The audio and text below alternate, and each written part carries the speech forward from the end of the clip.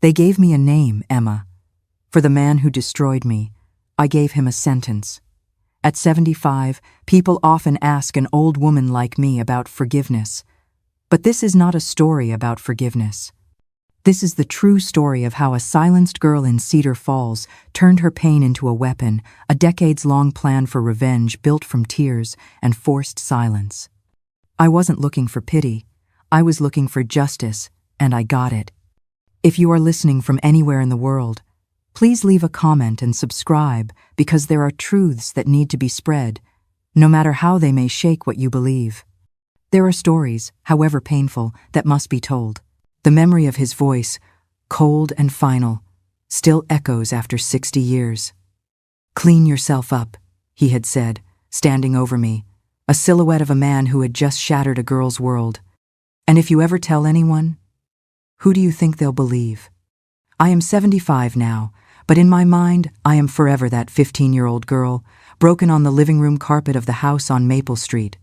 It was the moment my life split into two distinct parts, before Michael Stevens and the long, silent war that came after. That war, fought in whispers and secrets, is the story I must tell. It is the story of how a voice, once silenced by terror, learned to roar. Sophia sits beside me now, her own dark hair streaked with silver at 35, her hands gentle as she sorts through the photo albums we've been organizing all afternoon.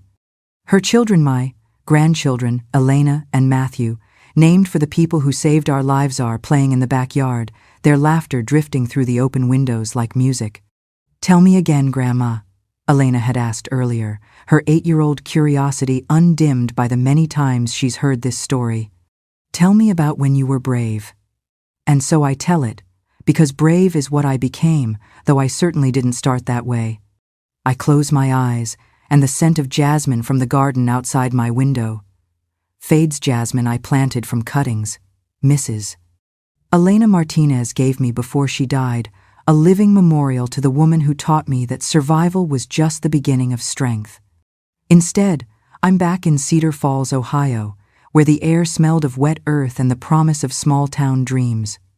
Those were the early years of my adolescence, when the world seemed big enough to hold all my hopes. College, a life beyond the brick-lined streets of Cedar Falls, maybe even a name that meant something beyond the boundaries of our small Ohio town. I was 15, a sophomore at Cedar Falls High School, with dreams as wide as the cornfields that surrounded our community and as deep as Lake Erie that sparkled in the distance on clear days.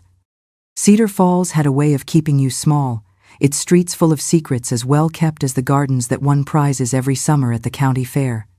Population 8,347, according to the sign at the town limits, though everyone knew the Hendersons had moved to Toledo last spring and the number hadn't been updated.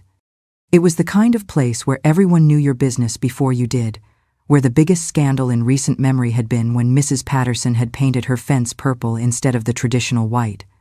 Our house at 412 Maple Street was a 2-story colonial built in 1952, with white picket fence and climbing roses that my mother Sarah tended with religious devotion. The roses had been there when we moved in 10 years ago, and Sarah always said they were good luck, a sign that this house would be filled with love and happiness. In those days, I believed her. The front porch wrapped around the east side of the house, wide enough for the wooden swing my father had hung from chains painted barn red. Inside, the house smelled of lemon polish and whatever Sarah was baking, usually chocolate chip cookies or apple pie, recipes she'd learned from her mother in Akron.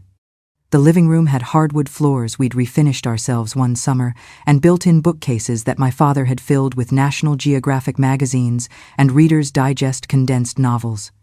I was 10 when my father Robert Johnson died, a sudden heart attack that took him while he was fixing the porch swing one humid August afternoon. I remember running outside when I heard the crash, seeing him collapsed beside his toolbox, his carpenter's hands still clutching the screwdriver he'd been using to tighten the chains. Mrs. Patterson called the ambulance, but we all knew it was too late. Dad was gone before the EMTs arrived, before Sarah got home from her shift at Miller's Pharmacy, before I could tell him I loved him one more time. Robert Johnson had been the kind of father who made you feel special just by existing. He called me Emmy in a voice that suggested I was the most important person in his world. Every night, He'd tuck me into bed with stories about brave princesses who saved themselves never needing a prince, always finding their own way to victory. "You're going to be somebody special, Emmy," he'd whisper, smoothing my hair back from my forehead. "Promise me you'll remember that, no matter what happens in this world. Promise me you'll know your own worth." I promised, and I meant it, though I had no idea how hard that promise would be to keep. Dad worked construction, his hands permanently stained with sawdust and calloused from years of honest labor. But in the evenings, he'd wash them carefully and help me with my homework, explaining math problems with the same patience he used to measure 2x4s. He taught me to change a tire, to check the oil in Sarah's 1989 Honda Civic, to swing a hammer without hitting my thumb. "A woman should know how to take care of herself," he'd say. "Can't always count on someone else to fix what's broken." After he was gone, the house felt hollow, like it was waiting for something to fill the dad-shaped void he'd left behind. Sarah tried, oh, how she tried. She was beautiful then, 34 years old with chestnut brown hair that caught the light and green eyes that had drawn Dad to her at a church picnic in 1978. But grief carved shadows under those green eyes, and I watched my mother fade a little more each day. Sarah worked long hours at Miller's Pharmacy on Main Street, where she'd been employed since I was 7. Mr. Miller was kind enough to let her adjust her schedule after Dad died, understanding that she needed the insurance benefits and steady income to keep us afloat. Her hands always smelled of coffee and the hand lotion she sold behind the counter, and she'd come home exhausted, her pharmacist's coat wrinkled and her smile forced for my benefit. Those were the days when I learned to cook for us both, burning pancakes more times than I'd admit, and creating casseroles that were edible but hardly inspired. Sarah would praise my efforts anyway, eating my overcooked pork chops and lumpy mashed potatoes with enthusiasm that was only half feigned. "You're becoming quite the little chef," she'd say, though we both knew I was no replacement for Dad's weekend breakfast feasts or his legendary 4th of July barbecue. I was in my sophomore year at Cedar Falls High when Sarah started talking about a man she'd met at the Methodist church where we attended services every Sunday. Reverend Phillips had introduced them after the Harvest Festival in October, suggesting they might find comfort in shared grief. Michael Stevens was a widower whose wife had died of cancer 3 years earlier. "He's very nice," Sarah told me one evening as we washed dishes together, her voice carefully casual. "He understands what it's like to lose someone you love. And he's so good with people the children at church absolutely adore him." She paused, scrubbing at a casserole dish with unnecessary vigor. "I thought maybe you'd like to meet him. He's the new principal at your school."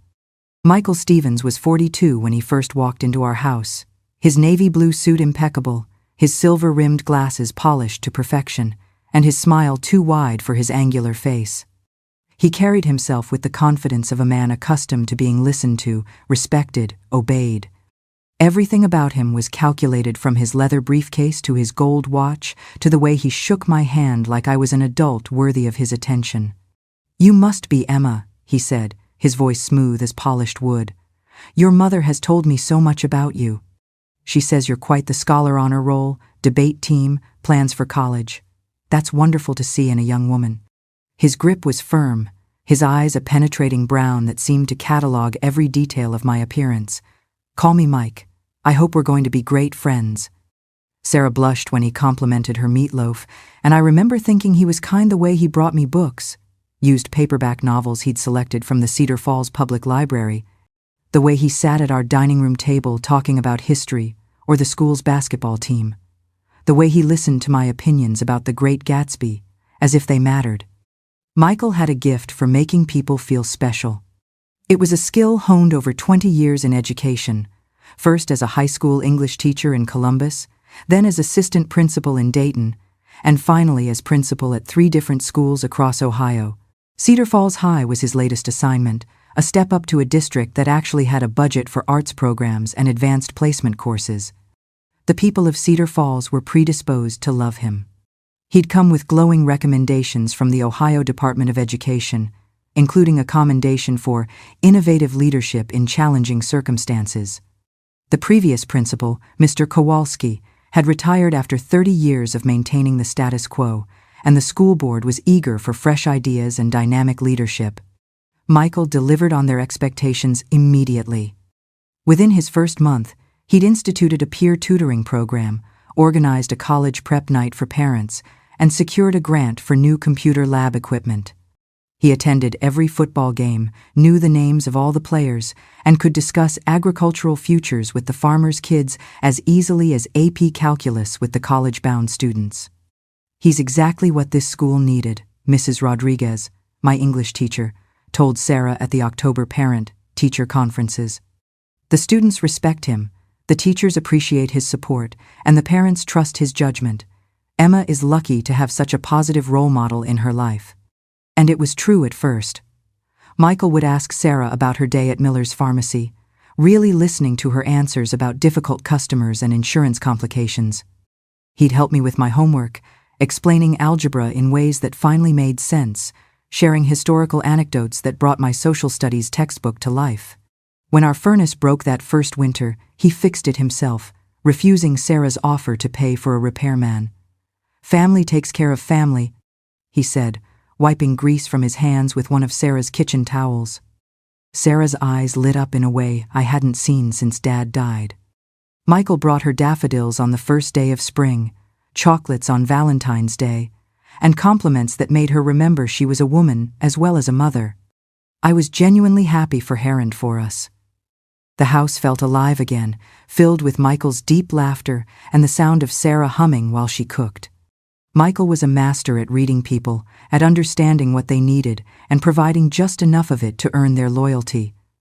With Sarah, he was the strong provider she'd lost when Dad died. With me, he was the interested adult who took my academic ambitions seriously. With the Cedar Falls community, he was the leader who would guide their children into a bright future. His house on Elm Street was a testament to his successor, Victorian mansion built in 1895, complete with wraparound porch and turret room that he'd converted into a home office. The interior was decorated with antique furniture and first-edition books, photographs from his travels to Europe and Asia, awards and certificates that testified to his achievements in education. It was the house of a man who'd made something of himself, who commanded respect through accomplishment rather than inheritance. By the time Christmas arrived, Michael had become a fixture in our lives. He helped Sarah pick out a tree, stringing lights with the same methodical precision he brought to everything else. He gave me a leather-bound journal with my initials embossed in gold, encouraging me to write down my thoughts and dreams. "You have a gift for words, Emma," he said. "Don't let that talent go to waste. The world needs voices like yours." The journal was beautiful, expensive in a way that made me uncomfortable. But Michael waved away my concerns. "It's what families do for each other," he said, and I felt a warm glow at being included in his definition of family. Christmas Eve was magical that year. Michael cooked a turkey that actually turned out moist. Sarah made her mother's stuffing recipe, and I contributed green bean casserole that was only slightly overcooked. We sat around our dining room table, the same table where Dad and I used to do homework together, and I felt something I hadn't experienced in over 2 years, the sensation of being part of a complete family again. "I have an announcement," Michael said as we finished Sarah's famous apple pie. He reached across the table and took Sarah's hand, his expression serious but warm. "Sarah, I know this might seem sudden, but these months with you and Emma have been the happiest I've known since Linda died. I love you both, and I'd like us to be a real family. Will you marry me?" The ring was beautiful, a 1-carat diamond in a platinum setting that caught the candlelight like captured stars. Sarah cried happy tears, and I felt my own eyes welling up with emotions I couldn't quite name. Relief, joy, gratitude, and underneath it all, a tiny seed of something else that I couldn't identify at the time. They were married on the 14th of February, 1996, in a simple ceremony at the Cedar Falls Methodist Church. Sarah wore a pale blue dress she'd bought from JCPenney for the occasion, and Michael surprised her with a corsage of white Rosesher favorite flowers. I stood beside them as maid of honor, holding their rings and trying to look appropriately solemn and joyful. Reverend Phillips performed the ceremony, speaking about the blessings of second chances and the power of love to heal wounded hearts. The congregation was small, just a few close friends from church, Mrs. Azau's A time 9. Elena Martinez from next door, and Mr. and Mrs. Patterson from across the street. But it felt perfect, intimate, like the beginning of something good. After the reception in the church fellowship hall, sheet cake and punch served on paper plates, we drove home to Maple Street as a family.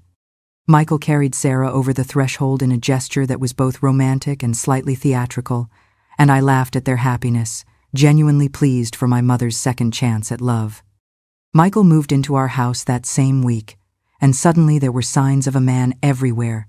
His electric razor on the bathroom counter, his coffee mug with "World's Best Principal" printed in fading letters, his size 11 shoes lined up neatly by the back door. The house felt different, more crowded, but also more complete, as if the missing piece we'd been looking for had finally fallen into place. The change began so gradually that I almost didn't notice it at first. It started with compliments that lingered a beat too long, with Michael's eyes following me as I moved around the house, with comments about my appearance that made me self-conscious in ways I'd never been before. "You're really growing up, Emmy," he said one morning as I rushed through the kitchen, late for school and fumbling with my backpack. I was wearing jeans and a green sweater that Sarah had bought me for Christmas, nothing special, nothing that should have drawn attention. But Michael looked at me with an expression I couldn't quite read, something that made my skin feel too tight. "Becoming quite the young woman. Your mother and I are going to have to start beating the boys away with a stick." It was a normal thing to say, the kind of comment adults made about teenagers all the time. But there was something in his tone, in the way his gaze traveled from my face to my body and back again, that made me deeply uncomfortable. I mumbled something about being late and hurried out the door, but the feeling lingered all day like a bad taste I couldn't wash away. Sarah didn't seem to notice the change in Michael's behavior, or if she did, she chose to interpret it differently. When I mentioned feeling uncomfortable with his comments about my appearance, she waved away my concerns with the distracted air of a woman too busy to analyze every interaction. "He's just proud of you, Emma. You're becoming a beautiful young woman, and he notices these things because he cares about you. Men are different from women, they express affection differently. Don't make a mountain out of a molehill." Looking back now, I understand. It's so easy to blame my mother, but grief can make a person blind. She wasn't seeing me. She was seeing the terrifying emptiness my father had left, and Michael was the only thing filling it. Her silence wasn't cruelty. It was fear. Her voice held a slight edge of irritation, as if my concerns were an inconvenience she didn't have time to address properly. Sarah was working long hours at Miller's Pharmacy during the spring of 1996. Mr. Miller had suffered a minor heart attack in February, and Sarah had taken on additional responsibilities while he recovered. She left for work at 7 in the morning and often didn't return until after 7 at night, leaving Michael and me alone in the house for hours at a time. Those were the hours when Michael's behavior became more pronounced. He'd position himself in doorways when I was trying to pass, forcing me to brush against him in spaces that were suddenly too narrow. He'd offer to help with homework, sitting closer than necessary, his hand occasionally touching mine as he pointed out problems in my mathematics textbook. "You're very bright," he'd say, his breath warm against my ear as he leaned over my shoulder. "I bet you could be anything you wanted to be with the right guidance, of course. Lucky for you, I know all about helping young people reach their potential." The guidance counselor at Cedar Falls High, Mrs. Chen, had scheduled individual meetings with all sophomores to discuss course planning for junior year. I'd been looking forward to the meeting, eager to talk about advanced placement classes and college preparation. But when I mentioned it to Michael over dinner, his expression grew thoughtful in a way that made me uneasy. "Mrs. Chen is well-meaning," he said carefully, cutting his pot roast into precise small pieces. "But she doesn't really understand the demands of upper-level coursework. I think you and I should have our own conversation about your academic future. We can schedule some time this weekend to review your options properly." Sarah beamed at this suggestion. "How wonderful! Emma, you're so lucky to have Michael's expertise. He knows so much more about college admissions than Mrs. Chen possibly could." She reached across the table to squeeze Michael's hand. "Thank you for taking such an interest in Emma's future. Robert would have been so grateful to know she has you looking out for her." But I didn't want Michael looking out for my future. I wanted to make my own decisions, to have my own conversations with the guidance counselor, to chart my own course without his input or supervision.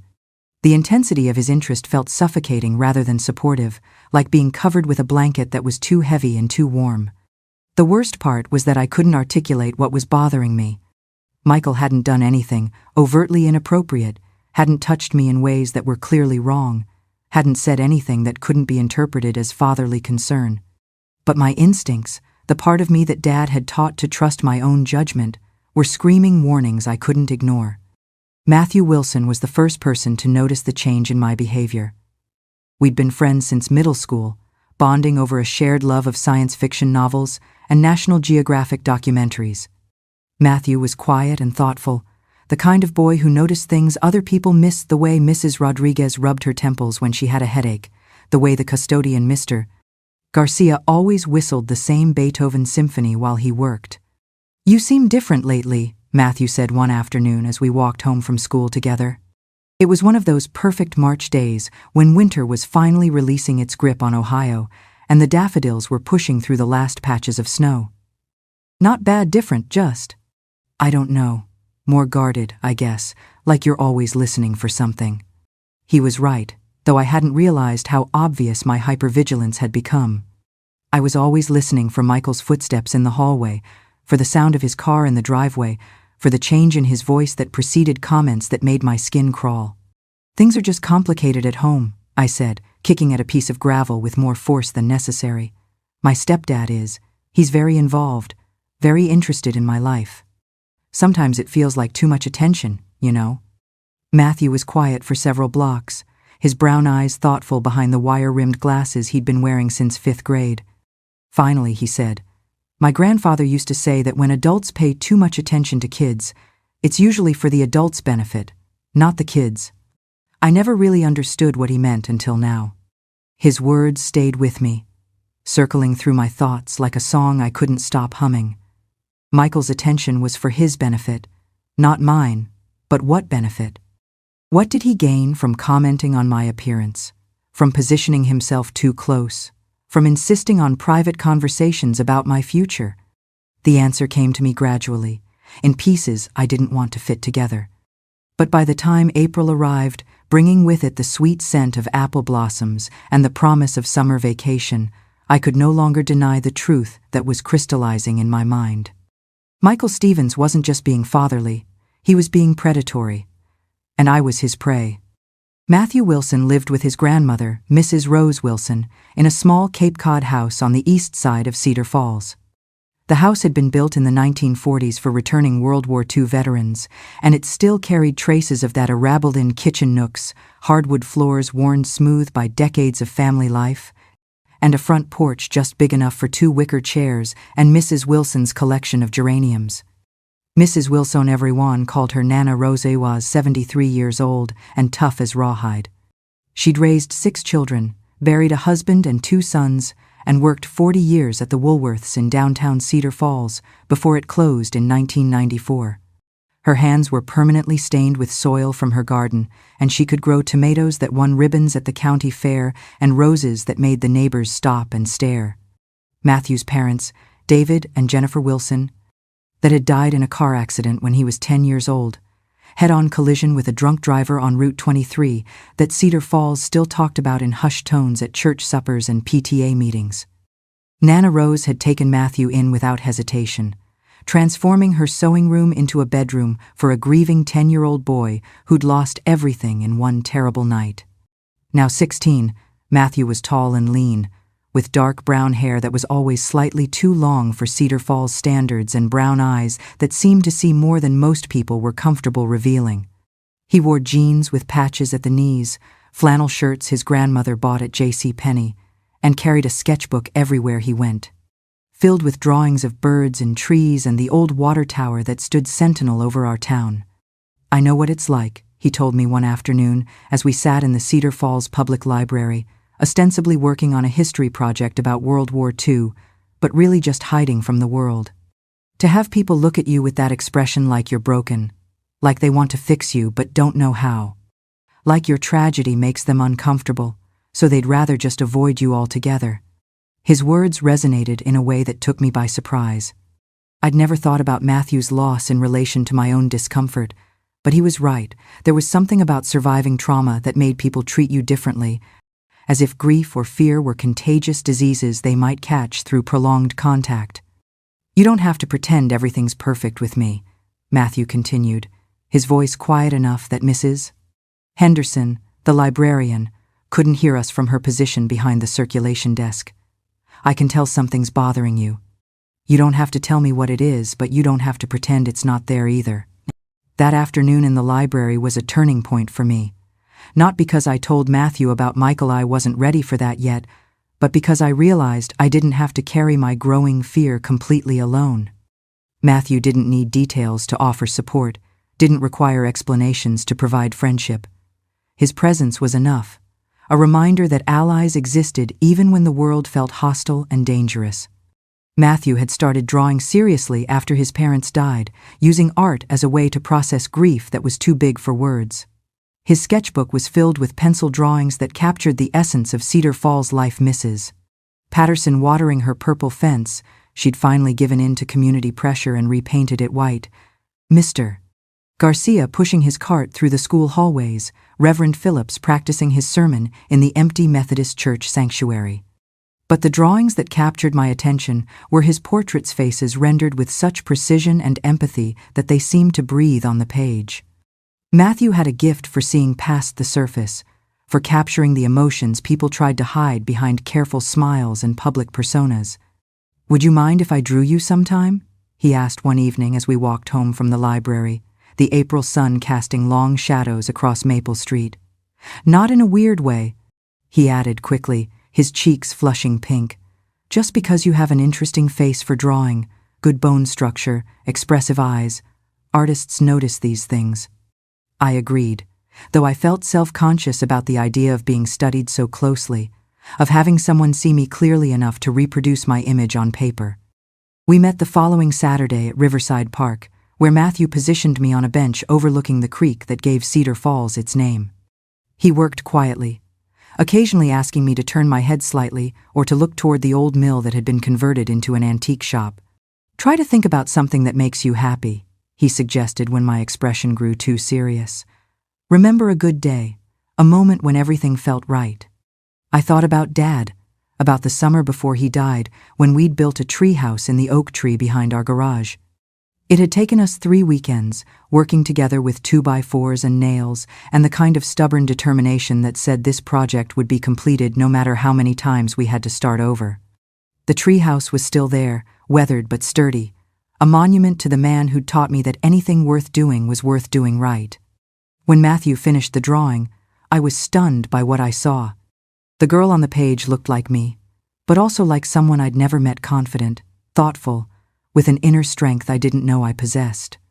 She looked like someone who could handle whatever challenges life threw at her, someone who wouldn't be easily broken or defeated. "Is that really how you see me?" I asked, studying the drawing with something approaching wonder. Matthew nodded, rolling his charcoal between his fingers. "That's exactly how I see you," he said. "Strong, smart, braver than you know. I just wish you could see it too. That drawing. It was more than a gift. When you're lost and doubting yourself, having one person see the strength you thought you'd lost can be everything." It was the first time in a long time that I remembered the girl my father had raised. That drawing became a kind of talisman for me, a reminder of who I could be even when Michael's behavior made me feel small and powerless. Matthew let me keep it, and I tucked it into my American literature textbook, where I could look at it during classes when my confidence needed reinforcement. Matthew never asked directly about what was bothering me, but he made himself available in ways that mattered. He'd walk me home from school, timing his route so we'd arrive at Maple Street just as Sarah was getting home from work. He'd show up at our front door on weekend mornings with plans for library visits or walks through Riverside Park, ensuring that I wasn't alone in the house with Michael for extended periods. "Your friend seems very attentive," Michael observed one evening after Matthew had come by to help me with a calculus assignment. There was something in his toneno, quite disapproval, but definitely displeasure, that made me look up from my homework. "Is there something romantic developing there?" The question caught me off guard, partly because I'd never thought about Matthew in romantic terms, and partly because of the way Michael was looking at me like a scientist studying a laboratory specimen, cataloging my reactions for future reference. "We're just friends," I said, returning to my calculus problems with more concentration than they required. "Matthew's a good person. His grandmother thinks I'm a good influence on him." "I'm sure she does," Michael said, his voice carefully neutral. "Just remember that teenage boys have urges, motivations that aren't always obvious. You're a beautiful young woman, Emma, and beauty can be dangerous if you're not careful about how you use it."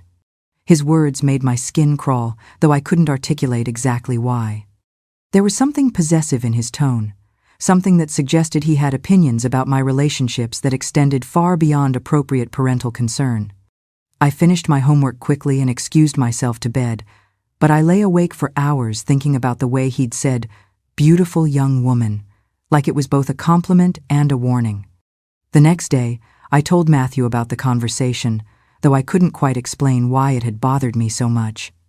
Matthew listened carefully, his expression growing increasingly serious as I described Michael's reaction to our friendship. "That's weird," he said finally. "I mean really weird. Why would he care if we're friends? And why would he make it sound like being beautiful is your fault, like it's something you're doing on purpose to cause problems?" Matthew's questions crystallized something that had been bothering me for weeks. Michael did seem to think my appearance was something I controlled, something I was using for purposes he didn't approve of. When he commented on my clothes being too tight or my hair being too distracting, he spoke as if I were deliberately trying to attract attention, as if my body was a weapon I was wielding against unsuspecting victims. "Maybe we should be more careful," I said reluctantly. "I don't want to cause problems at home." But Matthew shook his head firmly. "You're not causing problems. He is. And if he has a problem with us being friends, that says something about him, not about us. We're not doing anything wrong." He paused, studying my face with the same intensity he brought to his drawings. "Emma, if you ever need anything, if you ever need someone to talk to, or somewhere to go, or just someone to believe you, I'm here, okay? I'll always be here." I nodded, though I didn't fully understand then how much I would need that promise in the months to come. All I knew was that Matthew's friendship was becoming essential to my survival, a lifeline in waters that were growing more treacherous every day. Mrs. Elena Martinez had lived next door to us since 1987, when she moved to Cedar Falls from Albuquerque, New Mexico after her husband Carlos died of lung cancer. She was 72 years old, with silver hair that she wore in a neat chignon and hands that told the story of a life spent caring for other 6 children of her own, countless grandchildren, and now a series of foster children she'd taken in over the years. Her house at 410 Maple Street was smaller than ours, a 1950s ranch style painted pale yellow with turquoise trim that reminded her of home. The front yard was a riot of flowers that changed with the seasons: daffodils and tulips in spring, sunflowers and zinnias in summer, mums and asters in fall. But it was the backyard that truly showed Mrs. Elena's artistry: roses and jasmine, mint and cilantro, tomatoes that grew tall as trees and peppers hot enough to make you cry. Mija, she called me, though I wasn't her daughter and had no claim to the endearment. To Mrs. Elena, every young person was Mija or Mijo, deserving of affection and protection regardless of biological connection. She spoke English with a slight accent that grew stronger when she was tired or emotional, and she cooked with spices that filled the air with promises of home and comfort. I'd known Mrs. Elena peripherally for years.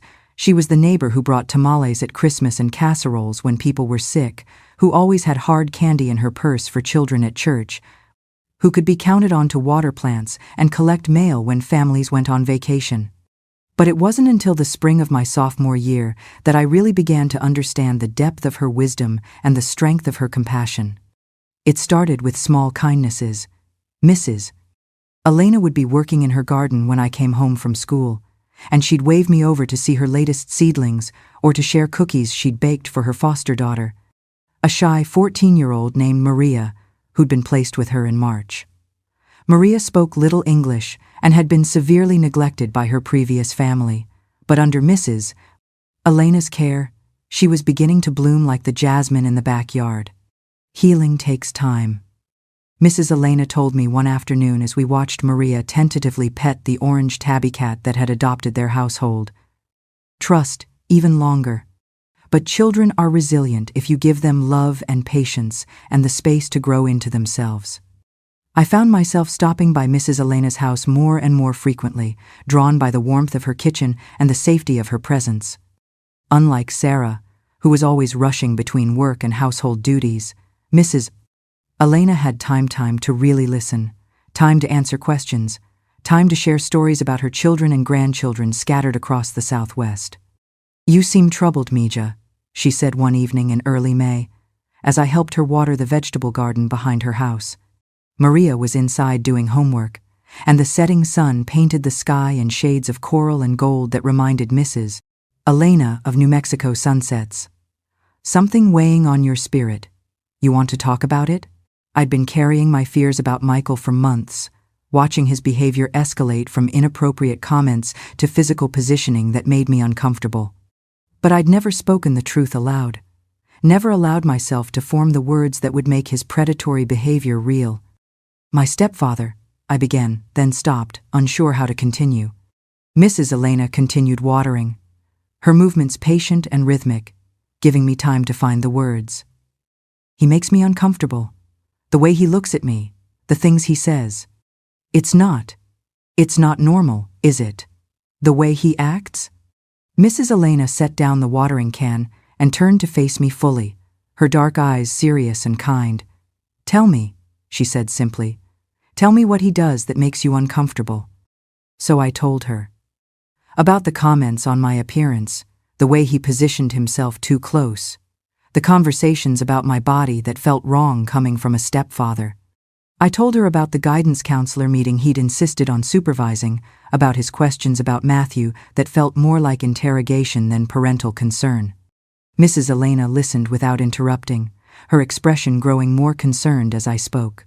When I finished, she was quiet for a long moment, her weathered hands clasped in front of her. "Mija," she said finally, "what you're describing, this is not normal behavior from a stepfather. This is not love or protection or guidance.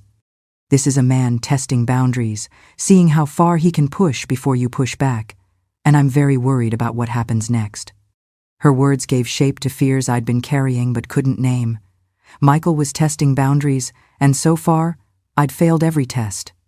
I'd accepted his inappropriate comments, tolerated his invasion of my personal space, allowed him to insert himself into decisions that should have been mine alone. In his mind, my compliance was probably consent, my silence an invitation to escalate. "What should I do?" I asked, though part of me already knew the answer. Mrs. Elena sighed, her expression sad but determined. "You should tell someone in authority, your mother, a teacher, the police. But I know it's not that simple. People like your stepfather, they're very good at making themselves look respectable, making their victims look like troublemakers or liars.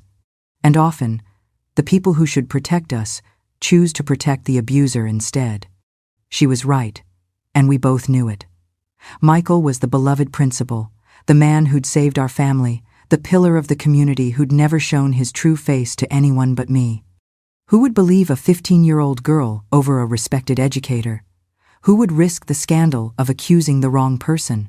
"For now," Mrs. Elena continued, "you focus on protecting yourself. You're never alone with him, if you can help it. You document everything, write down what he says, when he says it, how it makes you feel. You build a record, Mija, because someday you might need proof of what he's been doing." That night, I started a journal, not the leather-bound book Michael had given me for Christmas, but a simple spiral notebook I hid under my mattress. I wrote down every inappropriate comment, every time he'd touched me without permission, every instance of behavior that had made my skin crawl. The act of documenting Michael's actions was both terrifying and terrifying because it made his predatory behavior undeniably real. Empowering because it gave me a sense of agency in a situation where I'd felt completely helpless. Mrs. Elena became my co-conspirator in the fight for my safety. She taught me practical skills, how to position furniture to block doors, how to make noise if someone tried to enter my room uninvited, how to identify escape routes in various parts of the house. But more importantly, she taught me that my instincts were correct, that my discomfort was valid, that I had the right to set boundaries even with adults who claimed to love me. "Your father," she said one evening as we sat on her back porch, watching Maria practice English with a set of flashcards. "He sounds like he was a good man. What do you think he would tell you to do in this situation?" I thought about Dad's bedtime stories, about the princesses who saved themselves, about his insistence that I know my own worth regardless of what the world tried to tell me. "He'd tell me to fight," I said. "He'd tell me that no one has the right to make me feel afraid in my own home. He'd tell me to be brave." "Then be brave, mija," Mrs. Elena said, her voice gentle but firm. "But be smart about it too. Brave doesn't mean reckless. Brave means protecting yourself and planning for the future, even when the present feels overwhelming." Over the following weeks, Mrs. Elena shared more of her own story with me. She'd grown up in Albuquerque during the 1940s and 1950s, the daughter of Mexican immigrants who'd crossed the border during the Depression. Her father had worked in the copper mines, her mother had taken in laundry and sewing, and Elena had learned early that survival often meant keeping your head down and your mouth shut.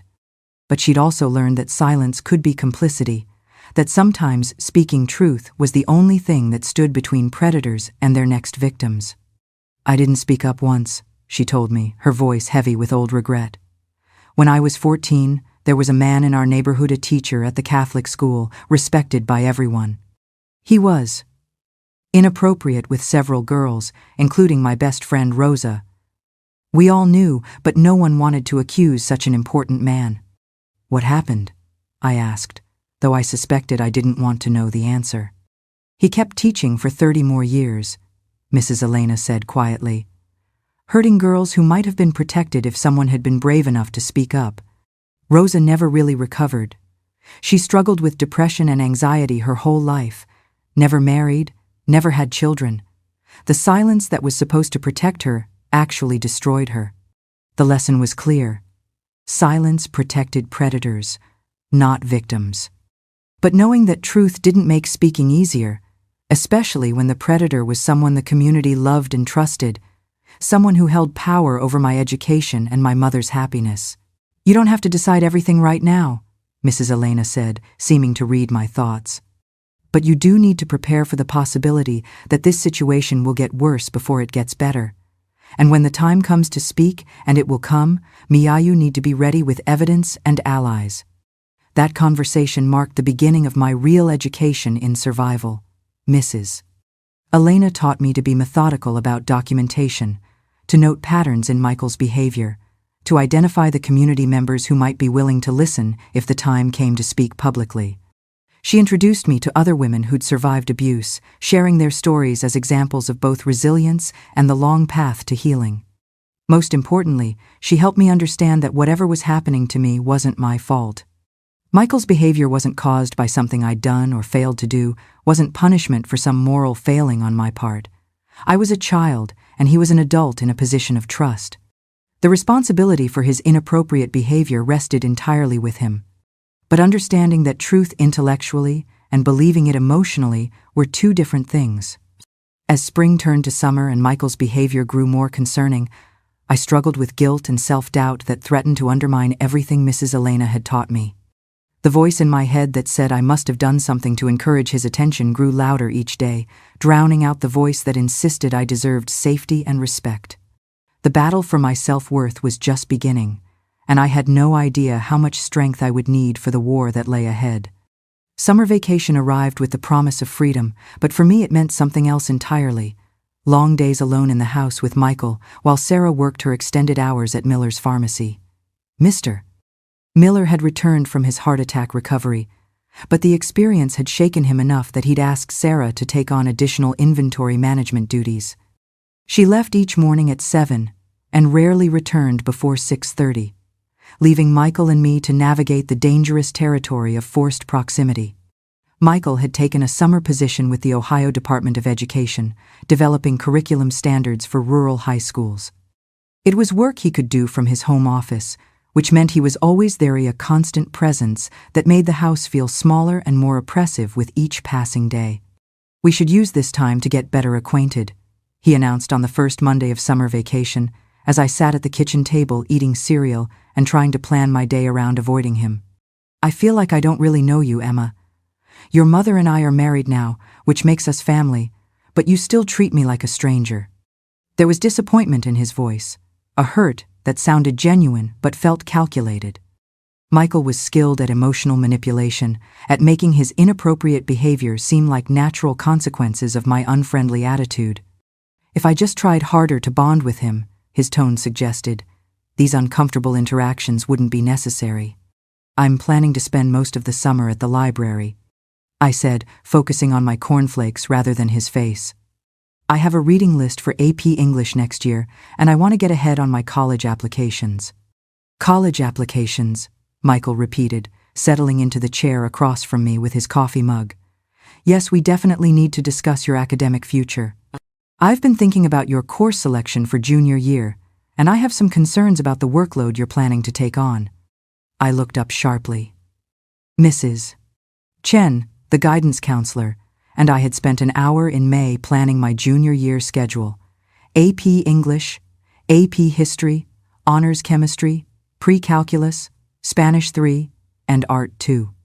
It was an ambitious schedule, but my grades were strong, and Mrs. Chen had been confident I could handle the coursework. "My schedule is already approved," I said carefully. "Mrs. Chen thinks it's appropriate for my academic goals." Michael's expression grew serious, the paternal concern he wore so well in public settling over his features like a mask. "Mrs. Chen means well, but she doesn't really understand the pressures of advanced coursework. I've seen too many bright students burn out from taking on too much too soon. I think we should modify your schedule, maybe drop the AP classes and focus on maintaining strong grades in regular courses." The suggestion hit me like a physical blow. Advanced placement classes were essential for the college applications I'd been planning since freshman year. MIT, Stanford, and Caltech, the engineering programs. I dreamed of attending expected students to challenge themselves with rigorous coursework. Dropping AP classes would effectively end my college aspirations before they'd really begun. "I want to keep my current schedule," I said, trying to keep my voice steady and respectful. "I'm prepared for the challenge, and I need those classes for college admissions." Michael sighed, the sound conveying patience with a difficult child who didn't understand what was best for her. "Emma, you're 15 years old. You don't need to make these decisions right now. College will still be there in a few years, after you've had time to mature and develop a better understanding of your capabilities." A few years? He was talking about delaying college, about keeping me dependent and under his control for as long as possible. The realization sent ice water through my veins, and I felt the first real spark of anger I'd experienced since his inappropriate behavior had begun. "I'm not changing my schedule," I said, standing up from the table with more confidence than I felt. "Mrs. Chen has already approved it, and Mom was excited about my college plans. I don't need your permission to challenge myself academically." I'd never spoken back to Michael before, had always deflected his comments or changed the subject rather than directly confronting his attempts at control. But this was different. This was my future he was trying to manipulate, my dreams he was attempting to limit. The anger felt clean and righteous, like a flame that had finally found oxygen. Michael's expression changed instantly. The paternal concern disappeared, replaced by something cold and dangerous that made me step backward toward the kitchen door. His brown eyes went flat, and I saw him for what he really was: not a concerned stepfather, but a predator whose authority had been challenged by his intended prey. "Don't take that tone with me, young lady," he said, his voice low and threatening. "I'm trying to help you make responsible decisions, and you're acting like a spoiled brat who thinks she knows better than the adults in her life." He stood up slowly, his 6-foot frame seeming to fill the kitchen as he moved around the table toward me. I could smell his aftershave Old Spice mixed with something else, something that reminded me of fear and trapped animals. "You seem to have forgotten that I'm the head of this household now," Michael continued, stepping closer until I was backed against the kitchen counter. "Your mother and I make the decisions about your education, your activities, your future, not you, not Mrs. Chenas." My heart was pounding so loudly I was sure he could hear it, but I forced myself to hold his gaze. My mom wants me to go to college. She's proud of my grades and my ambitions. She wouldn't want you to limit my opportunities." Michael laughed, the sound containing no warmth or humor. "Your mother wants whatever I tell her to want. She's grateful to have a man in her life again, someone to take care of the difficult decisions she's not equipped to make, including decisions about a teenage daughter who's getting too big for her britches." The casual cruelty of his words, the dismissal of Sarah's intelligence and autonomy, shocked me almost as much as the implicit threat to my own safety. This was how Michael really saw us, as possessions to be managed, problems to be solved, objects that existed for his convenience and pleasure. "You're going to apologize for your disrespectful attitude," he said, placing his hands on the counter on either side of me, trapping me in a cage made of his arms. "And then you're going to thank me for caring enough about your future to guide your decisions. And if you ever speak to me that way again, there will be consequences you won't like." I was trapped between his body and the kitchen counter, close enough to see the flecks of gold in his brown eyes, close enough to feel his breath on my face. This was the closest he'd ever positioned himself to me, the most physically threatening he'd ever been. And I understood with crystal clarity that this was a test. If I submitted now, if I apologized and thanked him as commanded, I would be giving him permission to escalate further. "No," I said, the word coming out as barely more than a whisper. "I'm not going to apologize for wanting to succeed, and I'm not going to thank you for trying to sabotage my future." For a moment, Michael looked genuinely surprised, as if he'd expected my resistance to crumble in the face of his physical intimidation. Then his expression hardened, and I saw the flash of rage he'd been hiding behind his careful facade. His right hand came up faster than I could track, connecting with my left cheek in a slap that echoed through the kitchen like a gunshot. The pain was immediate and shocking, radiating from the point of impact to fill my entire face with burning heat. "You don't have to decide everything right now," Mrs. Elena said, seeming to read my thoughts. "But you do need to prepare for the possibility that this situation will get worse before it gets better. And when the time comes to speak, and it will come, you need to be ready with evidence and allies." That conversation marked the beginning of my real education in survival. Mrs. Elena taught me to be methodical about documentation, to note patterns in Michael's behavior, to identify the community members who might be willing to listen if the time came to speak publicly.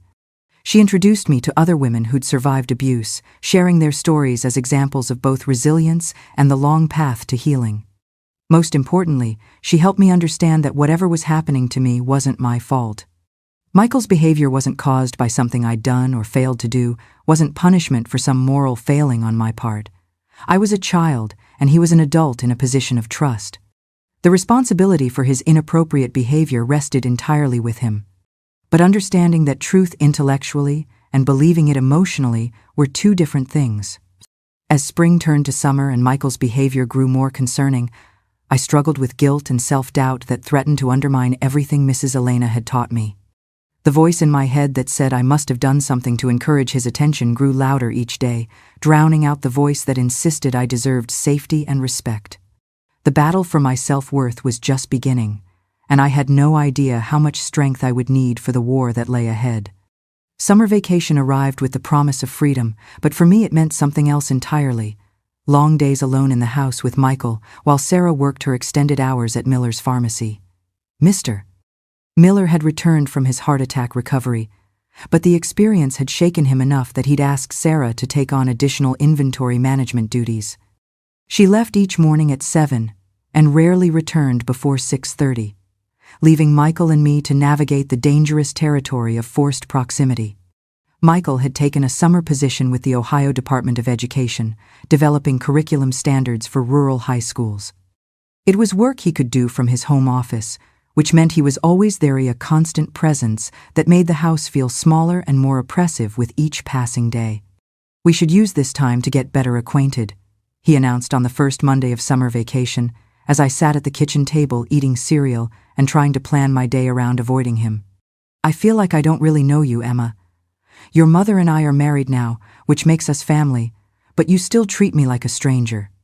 There was disappointment in his voice, a hurt that sounded genuine but felt calculated.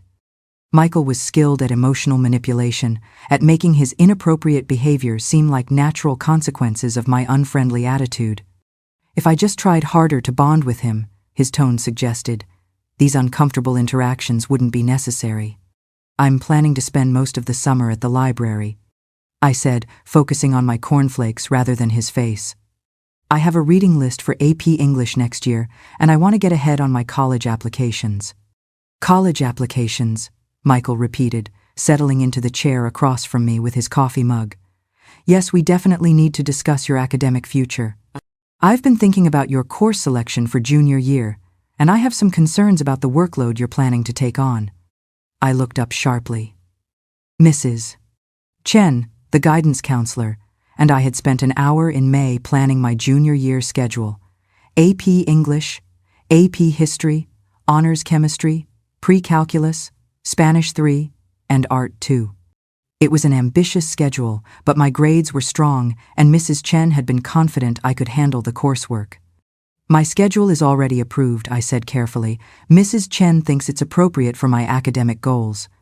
Michael's expression grew serious, the paternal concern he wore so well in public settling over his features like a mask. Mrs. Chen means well, but she doesn't really understand the pressures of advanced coursework. I've seen too many bright students burn out from taking on too much too soon. I think we should modify your schedule, maybe drop the AP classes and focus on maintaining strong grades in regular courses. The suggestion hit me like a physical blow. Advanced placement classes were essential for the college applications I'd been planning since freshman year. MIT, Stanford, and Caltech, the engineering programs. I dreamed of attending expected students to challenge themselves with rigorous coursework. Dropping AP classes would effectively end my college aspirations before they'd really begun. I want to keep my current schedule, I said, trying to keep my voice steady and respectful. I'm prepared for the challenge, and I need those classes for college admissions. Michael sighed, the sound conveying patience with a difficult child who didn't understand what was best for her. Emma, you're 15 years old. You don't need to make these decisions right now. College will still be there in a few years, after you've had time to mature and develop a better understanding of your capabilities. A few years? He was talking about delaying college, about keeping me dependent and under his control for as long as possible. The realization sent ice water through my veins, and I felt the first real spark of anger I'd experienced since his inappropriate behavior had begun. I'm not changing my schedule, I said, standing up from the table with more confidence than I felt. Mrs. Chen has already approved it, and Mom was excited about my college plans. I don't need your permission to challenge myself academically. I'd never spoken back to Michael before, had always deflected his comments or changed the subject rather than directly confronting his attempts at control. But this was different. This was my future he was trying to manipulate, my dreams he was attempting to limit. The anger felt clean and righteous, like a flame that had finally found oxygen. Michael's expression changed instantly. The paternal concern disappeared, replaced by something cold and dangerous that made me step backward toward the kitchen door. His brown eyes went flat, and I saw him for what he really was: not a concerned stepfather, but a predator whose authority had been challenged by his intended prey. "Don't take that tone with me, young lady," he said, his voice low and threatening. "I'm trying to help you make responsible decisions, and you're acting like a spoiled brat who thinks she knows better than the adults in her life." He stood up slowly, his 6-foot frame seeming to fill the kitchen as he moved around the table toward me. I could smell his aftershave Old Spice mixed with something else, something that reminded me of fear and trapped animals. "You seem to have forgotten that I'm the head of this household now," Michael continued, stepping closer until I was backed against the kitchen counter. "Your mother and I make the decisions about your education, your activities, your future, not you, not Mrs. Chenas." My heart was pounding so loudly I was sure he could hear it, but I forced myself to hold his gaze. "My mom wants me to go to college. She's proud of my grades and my ambitions. She wouldn't want you to limit my opportunities." Michael laughed, the sound containing no warmth or humor.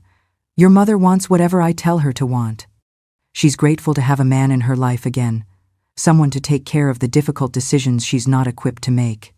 including decisions about a teenage daughter who's getting too big for her britches. The casual cruelty of his words, the dismissal of Sarah's intelligence and autonomy, shocked me almost as much as the implicit threat to my own safety. This was how Michael really saw us, as possessions to be managed, problems to be solved, objects that existed for his convenience and pleasure.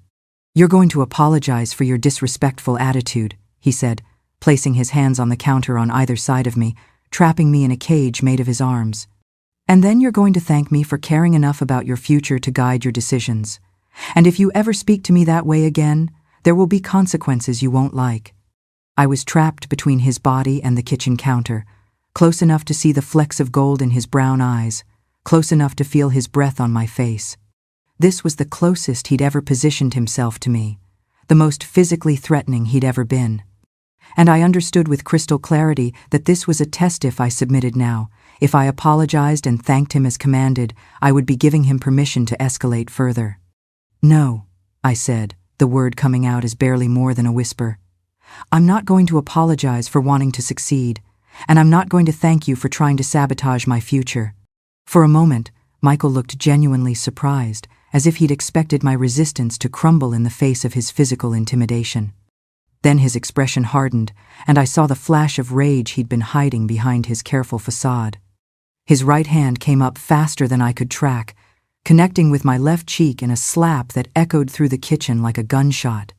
The pain was immediate and shocking, radiating from the point of impact to fill my entire face with burning heat.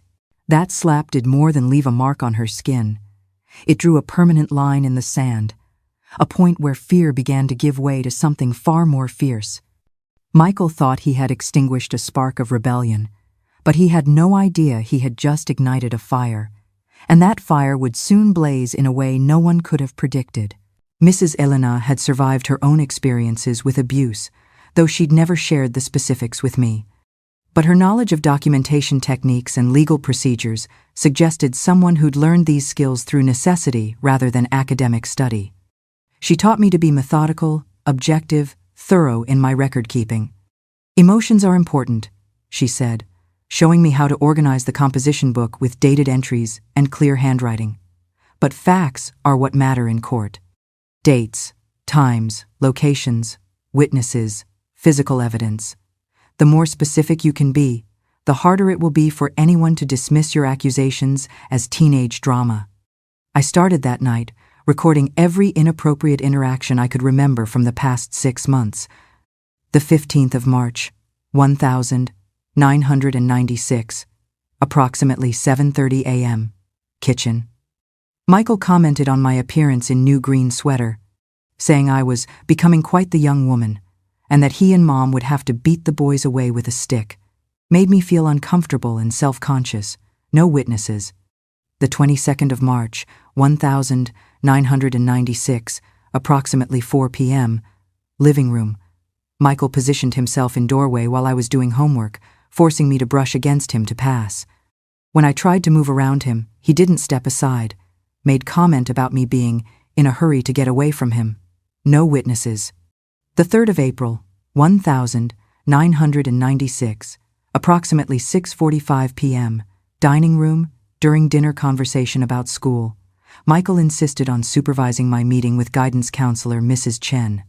Said he knew more about college admissions than she did. Mom agreed with him. Sarah was present. The entries continued, each one a small piece of evidence in the case I was building against Michael Stevens. Writing them down made his behavior seem more real somehow, less like something I might have imagined or misinterpreted. The pattern of escalation became clear when I saw it laid out chronologically: comments about my appearance leading to physical positioning, attempts to control my academic choices leading to threats and ultimatums. Mrs. Elena reviewed my entries weekly, helping me clarify details and suggesting additional information to include. She never minimized the seriousness of what was happening, never suggested that I was overreacting or misunderstanding Michael's intentions.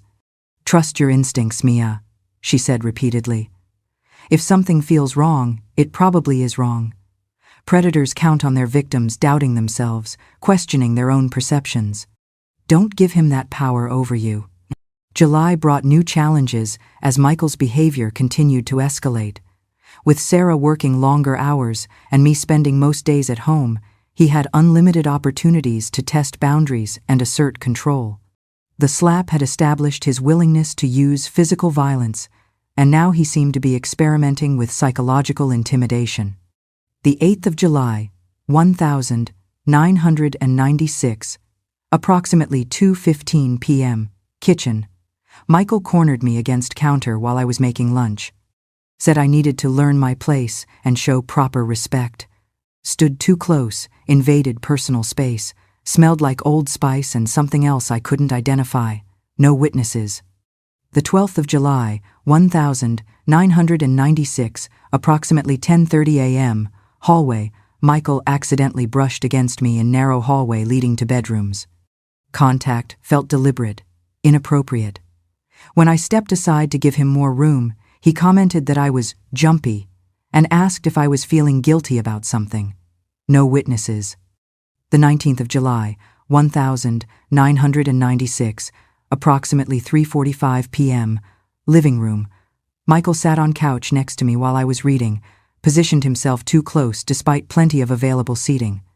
Made comments about the romance novel I was reading, asked detailed questions about the romantic scenes. Made me extremely uncomfortable. No witnesses. The camera proved more difficult to use effectively. Michael was careful never to behave inappropriately when anyone else was around, and photographing private interactions required a level of planning and risk I wasn't sure I was ready for. But Mrs. Elena encouraged me to practice with it, to become comfortable with its operation, so I'd be ready if the opportunity arose. Evidence is power, she reminded me constantly. The more documentation you have, the harder it becomes for people to dismiss your accusations. Predators rely on secrecy and silence. Documentation destroys both. Matthew noticed the change in my behavior almost immediately. We'd maintained our friendship throughout the summer, meeting at the library most afternoons to work on reading assignments and discuss our plans for junior year. But I was more guarded now, more careful about sharing details of my home life. "You seem different lately," he observed one afternoon as we sat in the library's quiet study area, surrounded by stacks of books about World War II for our AP History summer reading. "More, I don't know, watchful, like you're always listening for something." He was right, though I hadn't realized how obvious my hypervigilance had become. I was always listening for Michael's footsteps in the hallway, for the sound of his car in the driveway, for the change in his voice that preceded comments that made my skin crawl. "Things are complicated at home," I said, focusing on my notebook rather than Matthew's concerned expression. "My stepfather is very involved, very interested in controlling every aspect of my life. Sometimes it feels like too much attention." Matthew was quiet for several minutes, his brown eyes thoughtful behind his wire-rimmed glasses. Finally, he said, "My grandfather used to say that when adults pay too much attention to kids, it's usually for the adults' benefit, not the kids." I never really understood what he meant until now.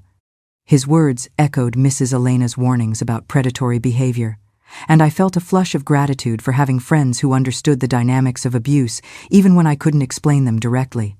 "Matthew," I said impulsively, "if I ever needed help, if I ever needed someone to believe me about something important, would you listen? Even if it was something that sounded crazy or unbelievable?" "Always," he said immediately, his voice serious and steady. "I'll always listen to you, Emma, and I'll always believe you, especially if it's something important." I nodded, storing his promise away like a precious gift. I wasn't ready to tell him about Michael's behavior, wasn't ready to risk his safety by involving him in a situation that was becoming increasingly dangerous. But knowing he would listen, knowing he would believe me, gave me strength to continue the careful work of documentation and evidence gathering. August arrived with scorching heat and the promise of a new school year. Junior year would begin in 3 weeks, and I still hadn't resolved the conflict over my course schedule. Michael continued to insist that I drop the AP classes, while I remained determined to pursue the academic challenges I needed for college admission. The battle over my education became a proxy war for the larger conflict about control and autonomy. Michael saw my academic ambitions as a threat to his authority, a sign that I was becoming too independent and self-directed for his comfort. I saw his interference as proof that he intended to sabotage my future, to keep me dependent and under his power for as long as possible.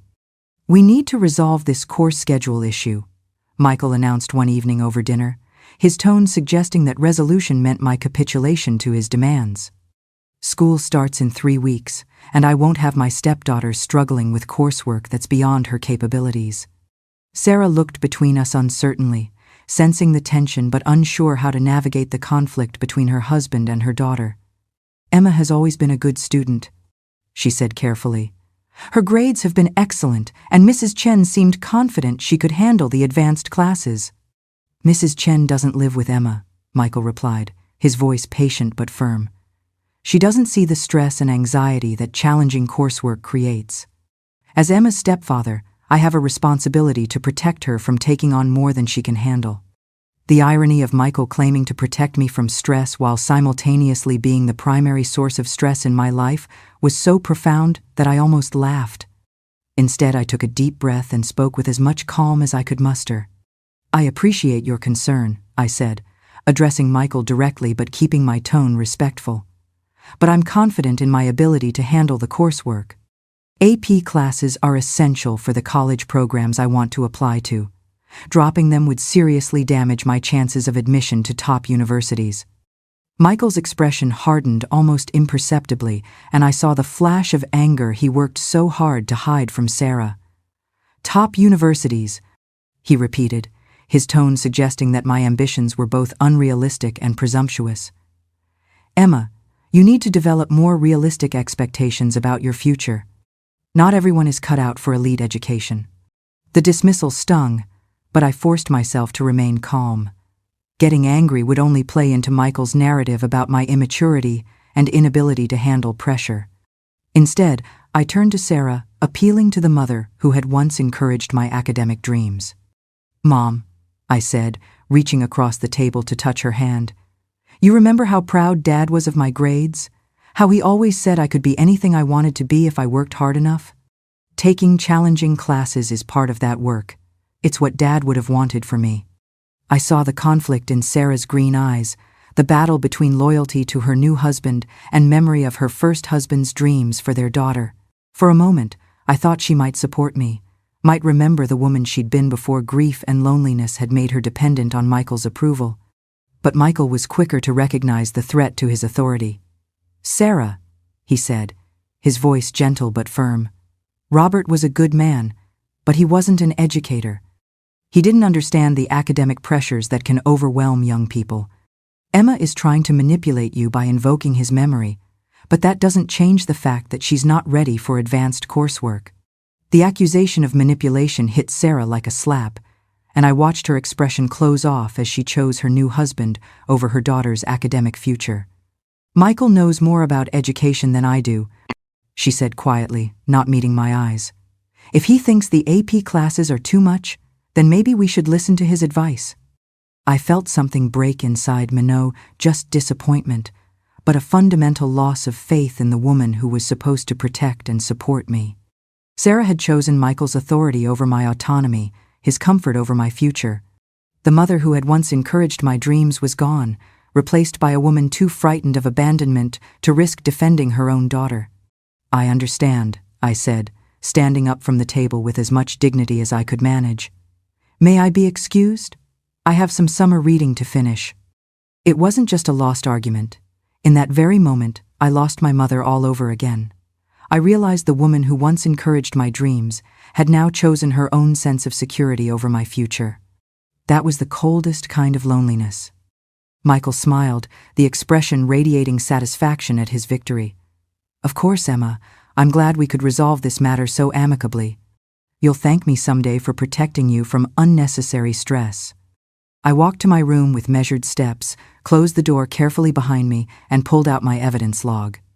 This conversation, Michael's manipulation of Sarah, his dismissal of my academic capabilities, his systematic destruction of my college dreams, all of it went into the composition book with precise dates, times, and direct quotes.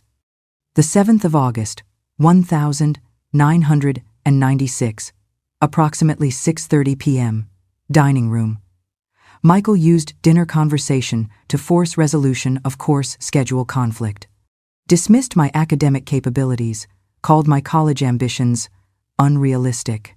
When I appealed to Mom using Dad's memory, Michael accused me of manipulation and convinced Mom to support his position. Mom chose his authority over my future. Witness, Sarah Johnson Stevens. As I wrote, I felt the familiar burn of anger mixing with determination. Michael had won this battle, but the war was far from over. Every victory he achieved through manipulation and intimidation was another piece of evidence in the case I was building against him. He thought he was breaking my spirit, destroying my independence, ensuring my permanent dependence on his approval and support. But he was actually teaching me valuable lessons about power, documentation, and the importance of building unassailable evidence against abusers. Michael Stevens had made a crucial mistake.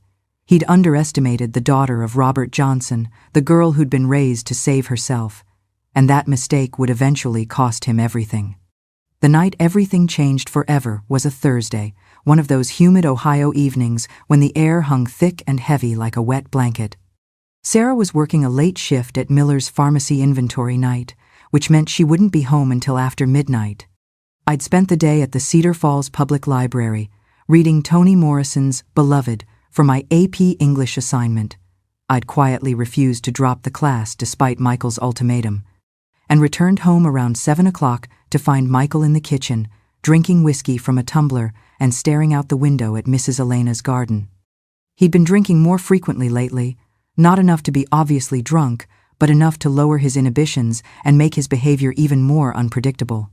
The smell of Jack Daniels mixed with his Old Spice aftershave had become a warning signal, a scent that made my stomach clench with anticipation of trouble.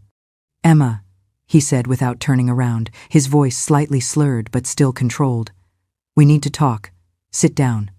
I remained standing in the kitchen doorway, my backpack still slung over my shoulder, every instinct screaming that I should leave the house immediately.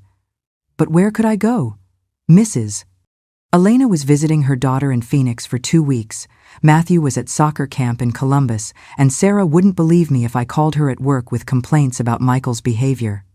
"What do you want to talk about?" I asked, keeping my voice steady despite the fear rising in my throat like bile. Michael turned slowly, his brown eyes glassy from alcohol, but focused with an intensity that made my skin crawl. He'd loosened his tie and unbuttoned the top 2 buttons of his dress shirt, and there was something different about his posture, more relaxed but also more dangerous. Like a predator who'd finally decided to stop stalking and start hunting. "About your attitude," he said, taking a step closer to me. "About your constant defiance and disrespect.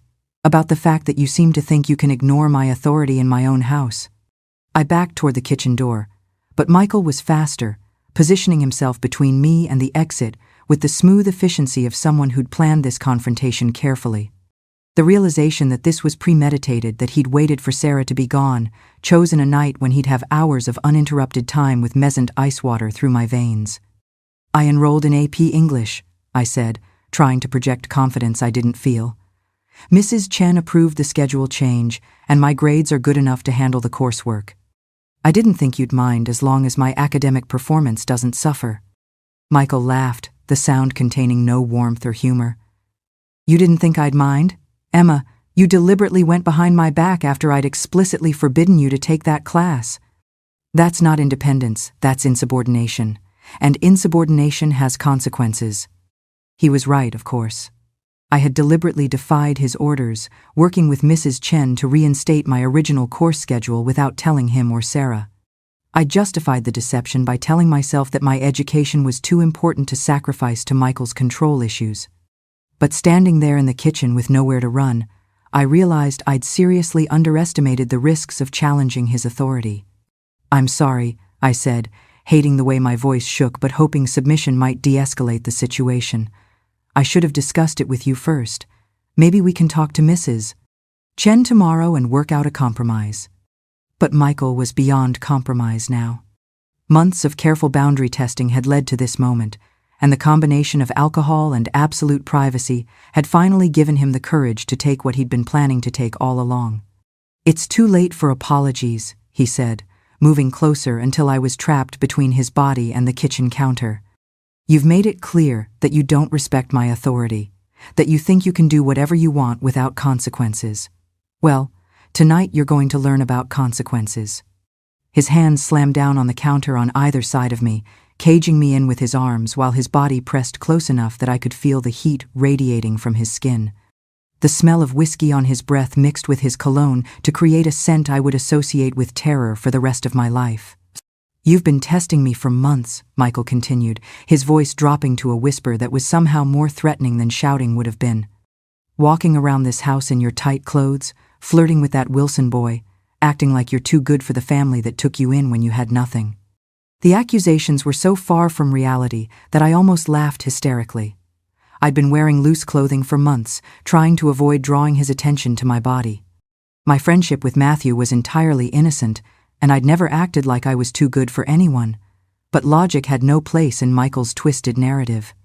He'd constructed a story in which I was the temptress, the ungrateful stepdaughter who'd seduced him with my beauty and then rejected his advances out of cruelty or manipulation. In his mind, what was about to happen was my fault punishment I'd earned through my behavior. "Please," I whispered, pressing my hands against his chest in a futile attempt to create distance between us. "Please don't do this. I'll drop the AP class. I'll do whatever you want. Just please don't." But Michael was beyond hearing pleas or bargains. His mouth crashed down on mine in a kiss that tasted like whiskey and violence, his hands grabbing my wrists and pinning them behind my back when I tried to push him away. I tried to scream, but his mouth swallowed the sound. And I realized with growing panic that even if I could make noise, there was no one close enough to hear me. What happened next is seared into my memory with a clarity that decades haven't dimmed. Michael dragged me from the kitchen to the living room, his grip on my wrists tight enough to leave bruises, his voice a constant stream of whispered justifications and threats. "You wanted this," he kept saying.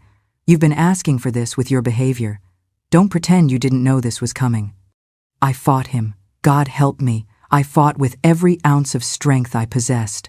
I kicked, scratched, bit, screamed until my throat was raw. But Michael was 6 feet tall and 185 pounds of adult male muscle, while I was a 15-year-old girl who weighed barely 110 pounds.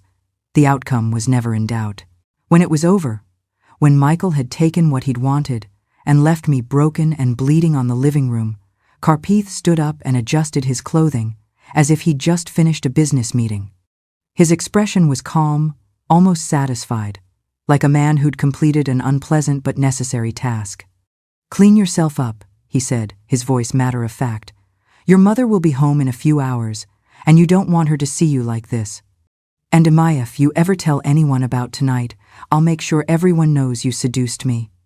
I'll tell them you've been throwing yourself at me for months, and tonight you've finally succeeded." Who do you think they'll believe, the respected principal or the troubled teenage girl with a history of behavioral problems? That wasn't just a question. It was a cage.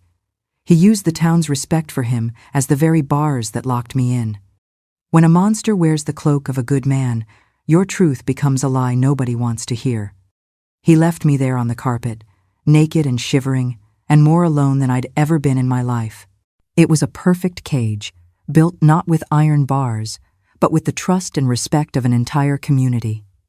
Michael had turned Emma's truth into a lie that nobody wanted to hear. Trapped between her trauma and an enforced silence, could a shattered soul ever find its voice again? Or would she become a ghost in her own story? The answer will surprise you. I don't know how long I lay there, minutes or hours, listening to the sound of his shower running upstairs and trying to process what had just happened to me. Eventually, survival instincts kicked in. I gathered my torn clothing, wrapped myself in the afghans Sarah had crocheted the previous winter, and stumbled to the downstairs bathroom. The girl in the mirror was a stranger, bruised, bleeding, hollow-eyed with shock and trauma. I cleaned myself as best I could, throwing my ruined clothes in the garbage and dressing in clean clothes from the laundry room. By the time Sarah came home at 12:47 a.m., I know because I was watching the clock, counting minutes until I had to pretend to be normal, I was in my room with the door locked, supposedly asleep. I heard her talking to Michael in the kitchen, their voices low and affectionate, and I wanted to run downstairs and tell her everything. But Michael's threats echoed in my mind. He would claim I'd seduced him. He would twist the narrative to make me the villain and himself the victim. And given Sarah's pattern of choosing his version of events over mine, I had no reason to believe she would support me now. I lay in my bed for the rest of the night, staring at the ceiling and trying to understand how my life had changed so completely in the space of 2 hours. The girl who'd left for the library that morning was gone, replaced by someone I didn't recognize, someone who'd been violated, terrorized, threatened into silence. But as the hours passed and dawn crept through my bedroom windows, I felt something else growing alongside the trauma and fear. Anger.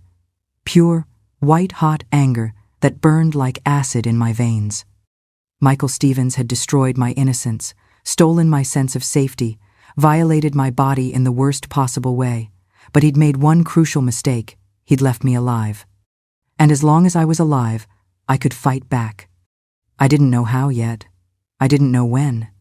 But sitting there in my childhood bedroom, watching the sun rise over Cedar Falls, I made a promise to the girl I'd been before last night, to the woman I intended to become. Michael Stevens would pay for what he'd done. Someday, somehow, I would make him face consequences for his crimes.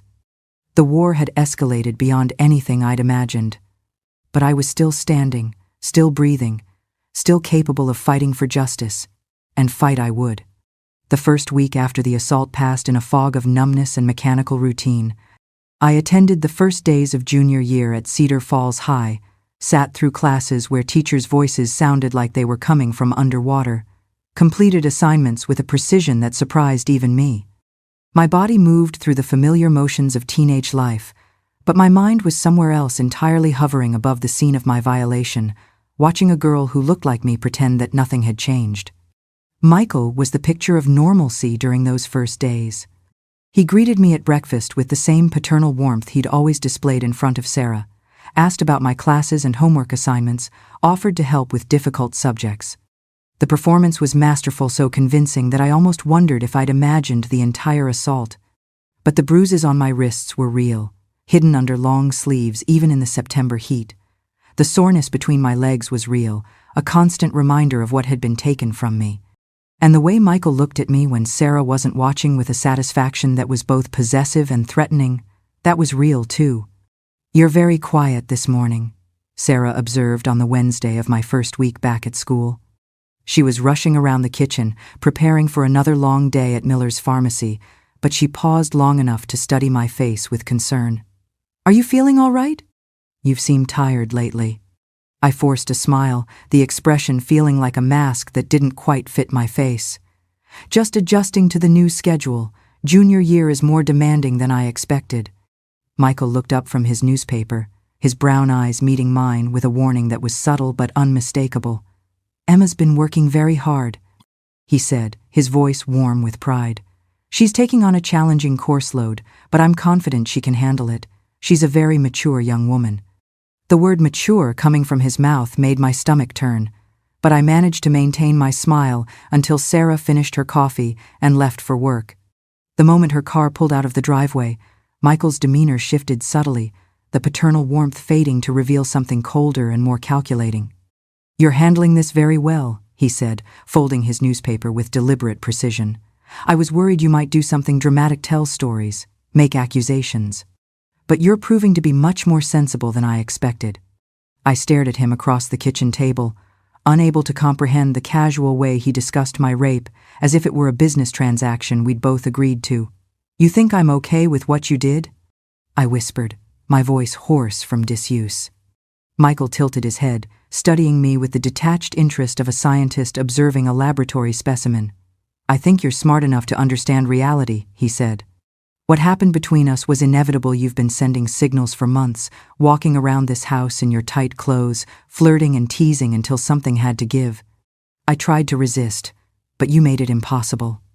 The accusation was so outrageous, so completely divorced from reality, that I almost laughed hysterically. But Michael's expression was completely serious, genuinely believed the narrative he'd constructed, the story in which I was the seductress and he was the reluctant victim of my advances. "That's not what happened," I said, my voice growing stronger with indignation. I never sent signals. I never flirted with you. I tried to avoid you because you made me uncomfortable. What you did was rape. Michael's expression hardened, and I saw the flash of violence that lurked beneath his carefully maintained facade. "Don't use that word," he said, his voice low and threatening. "That word implies criminality, and nothing criminal happened here. A man and a young woman had an intimate encounter, perhaps premature, perhaps inappropriate, but hardly illegal." The clinical language he used to describe my assault was almost as violating as the act itself. He was rewriting history in real time, creating a version of events that would protect him from consequences while destroying my credibility if I ever spoke publicly. "If anyone asks about your behavior lately," Michael continued, standing up from the table and moving toward the door, "you'll tell them you're adjusting to junior year stress. If anyone suggests that something inappropriate happened between us, you'll deny it categorically. Because if rumors start spreading, I'll make sure everyone knows that you initiated contact, that you've been pursuing me relentlessly despite my attempts to maintain appropriate boundaries." He paused in the doorway, looking back at me with an expression that was both paternal and predatory. "I hope we understand each other, Emma. Your future, your education, your relationships, your standing in this community, all of it depends on your ability to keep private matters private." After he left for school, I sat alone in the kitchen for 20 minutes, staring at the place where he'd been sitting and trying to process the conversation that had just occurred. Michael had essentially confessed to raping me, while simultaneously denying that rape had occurred. He'd threatened my future while claiming to protect it. He'd blamed me for seducing him while positioning himself as the reluctant participant in my alleged advances. The psychological manipulation was so sophisticated, so carefully constructed, that I almost began to doubt my own memory of what had happened. Had I somehow encouraged his behavior?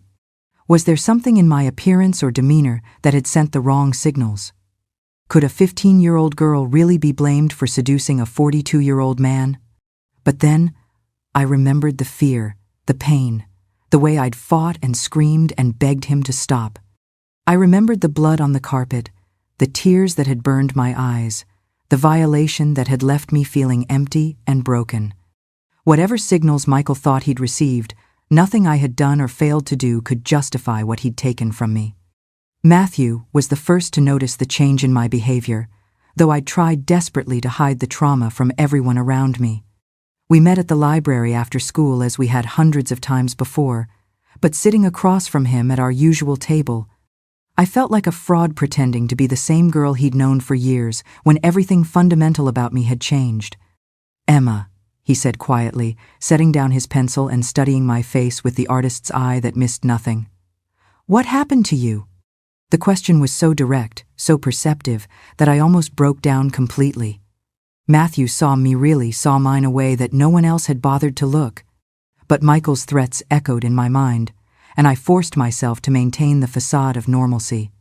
"Nothing happened," I said, opening my AP history textbook with unnecessary force. "I'm just tired.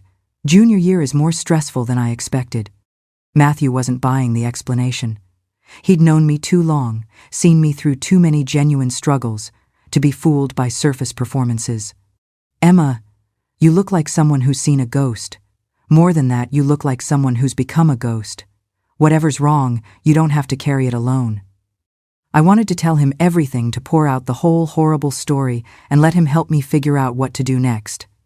But Michael's warning about protecting my future rang in my ears, and I couldn't risk dragging Matthew into a situation that could destroy both our lives. "I'm fine," I insisted, though the words tasted like lies in my mouth. "Really, just adjusting to the new routine." Matthew studied me for a long moment, his brown eyes filled with concern and frustration. Finally, he pulled out a piece of paper and began sketching quick, confident strokes that captured my likeness with uncomfortable accuracy. When he finished, he slid the drawing across the table. The girl in the sketch looked like me, but different, older, sadder, with eyes that held secrets too heavy for a 15-year-old to carry. It was exactly how I felt, and seeing my trauma reflected so clearly in Matthew's artwork almost shattered my careful composure. "This is who you are right now," he said softly. hurt, scared, trying to pretend everything's normal when it's obviously not. I don't know what happened to you, but I know you're carrying something terrible, and I want you to know that whenever you're ready to talk, I'll be here to listen. I folded the drawing carefully and tucked it into my backpack, another piece of evidence in the case I was building, not against Michael, not yet, but for myself. Proof that my pain was real and visible to people who cared enough to look. October brought the first real cold snap of autumn, and with it, a realization that changed everything. I'd been feeling nauseous for weeks, attributing the sickness to stress and trauma. But when I missed my period for the second month in a row, the terrible truth became undeniable. I was pregnant. The discovery came during a bathroom break between AP English and Chemistry, standing in a stall in the girls' restroom while calculating dates on my fingers and feeling the world tilt sideways beneath my feet. 16 years old, carrying my stepfather's child, with no one to turn to and nowhere to go. There, in the cold confines of a school bathroom, a terrible secret had just taken root. This was no longer a traumatic memory to be buried, but a living, growing, truth-refutable proof. This weight could drown Emma forever. Or it could force her to become a warrior in a way she never imagined. Her next choice would determine everything. I made it through chemistry, through sheer force of will, taking notes on molecular structures while my mind reeled with the implications of my condition.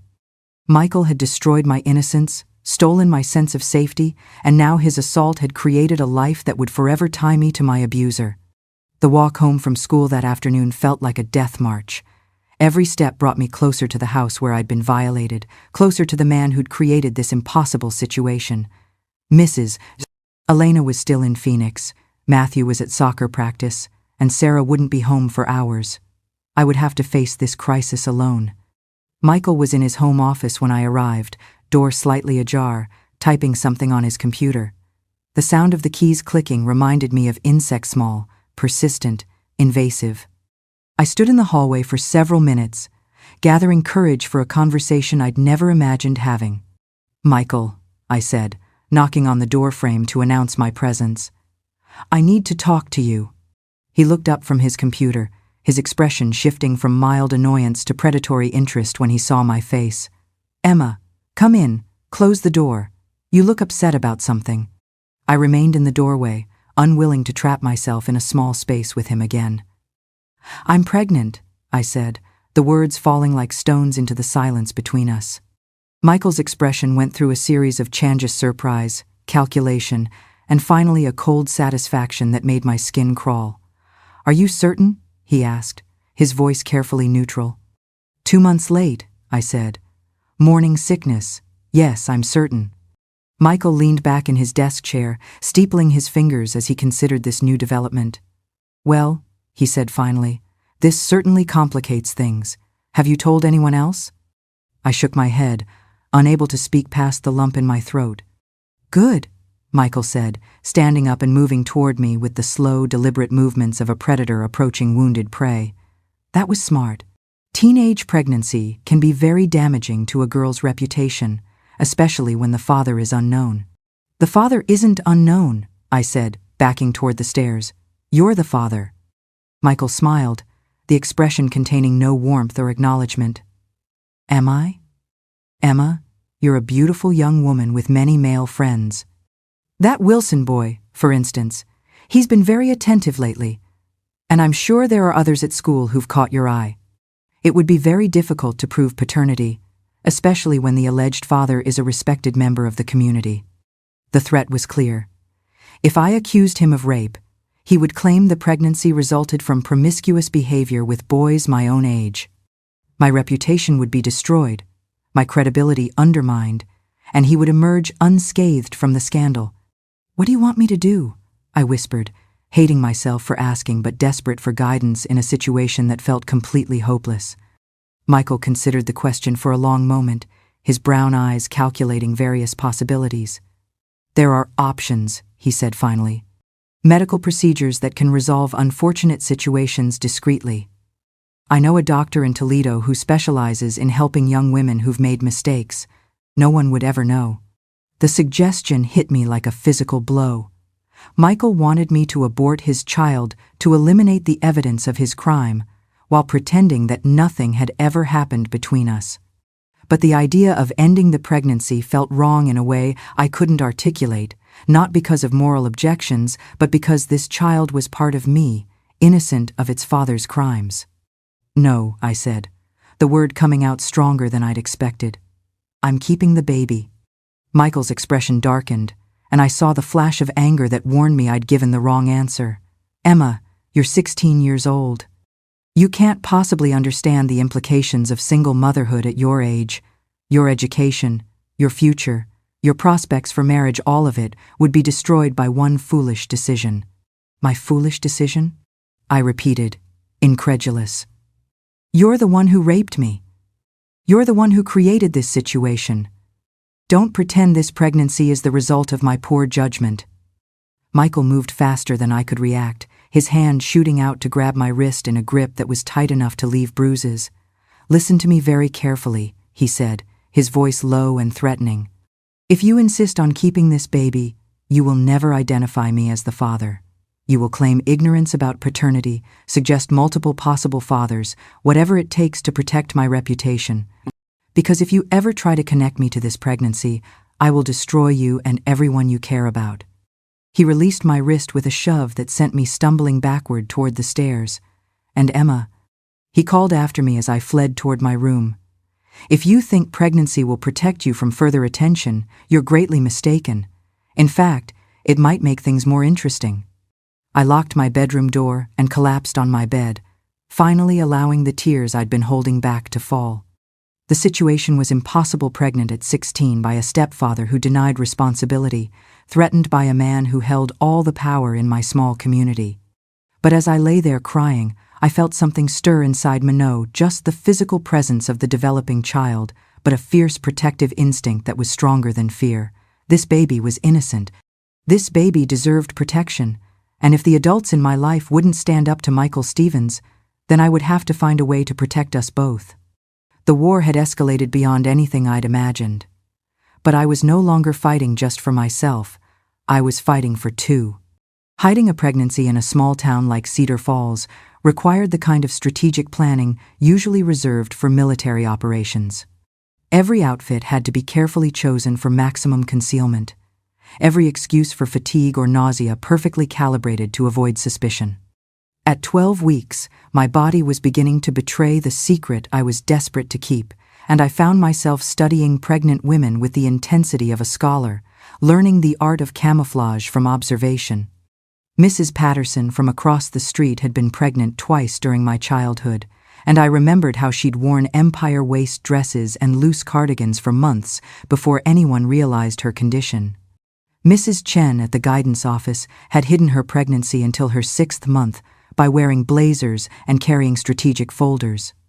I studied their techniques like a spy learning tradecraft, adapting their methods to my own desperate circumstances. Breakfast became a minefield of concealment. Morning sickness struck predictably between 6:30 and 7 a.m., which meant I had to time my showers perfectly to mask the sounds of vomiting. I kept saltines hidden in my backpack, nibbling them between classes to settle my rebellious stomach. Loose sweaters became my uniform, purchased from the Goodwill in Columbus during weekend trips I disguised as college research expeditions. Sarah was too distracted by her increased responsibilities at Miller's Pharmacy to notice the subtle changes in my appearance or behavior. Mr. Miller had promoted her to assistant manager after his heart attack, which meant longer hours and more stress, but also better pay and benefits. She left the house before 7 most mornings and rarely returned before 7 at night, exhausted and grateful for Michael's help with household management. "Emma's been so good about taking care of herself," Sarah told Mrs. Patterson one Saturday afternoon as they chatted over the fence between our properties. "Very independent, very responsible. Michael says she's maturing beautifully." I listened to this conversation from my bedroom window, feeling sick in a way that had nothing to do with pregnancy hormones. Michael's use of the word maturing in connection with me made my skin crawl, and Sarah's obvious pride in my independence felt like a knife in my chest.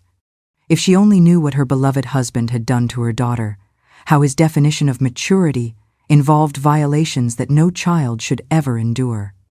Michael himself was a study in calculated normalcy during this period. He maintained his paternal facade with Oscar-worthy precision, asking about my schoolwork, offering help with college applications, expressing appropriate concern when I claimed to be tired or stressed. But his eyes followed my body with a proprietary interest that made me feel exposed even when fully clothed. "You're carrying yourself differently," he observed one evening as we passed in the hallway, his voice low enough that Sarah couldn't hear from the kitchen. "More carefully, more protectively. Maternal instincts are fascinating to observe in young women." The clinical detachment in his tone was almost as disturbing as the observation itself. Michael was watching my pregnancy develop like a scientist studying a laboratory specimen, cataloging changes and calculating implications with no emotional investment in the outcome. School presented its own challenges. Advanced placement classes required energy and concentration I struggled to maintain while dealing with first trimester symptoms. Mrs. Rodriguez noticed my decreased participation in class discussions, pulling me aside after English one afternoon to express her concern. "Emma, your recent essays have been excellent, but you've been very quiet in class. Are you feeling overwhelmed by the workload? I know junior year can be challenging, especially with college pressure mounting." I manufactured a smile and blamed stress, thanking her for her concern while privately marveling at how easy it was to deceive well-meaning adults who wanted to believe that teenage problems were simple and solvable. Mrs. Rodriguez accepted my explanation because the alternative that one of her brightest students was pregnant by her stepfather was unthinkable in the safe, orderly world she inhabited. Matthew was harder to fool.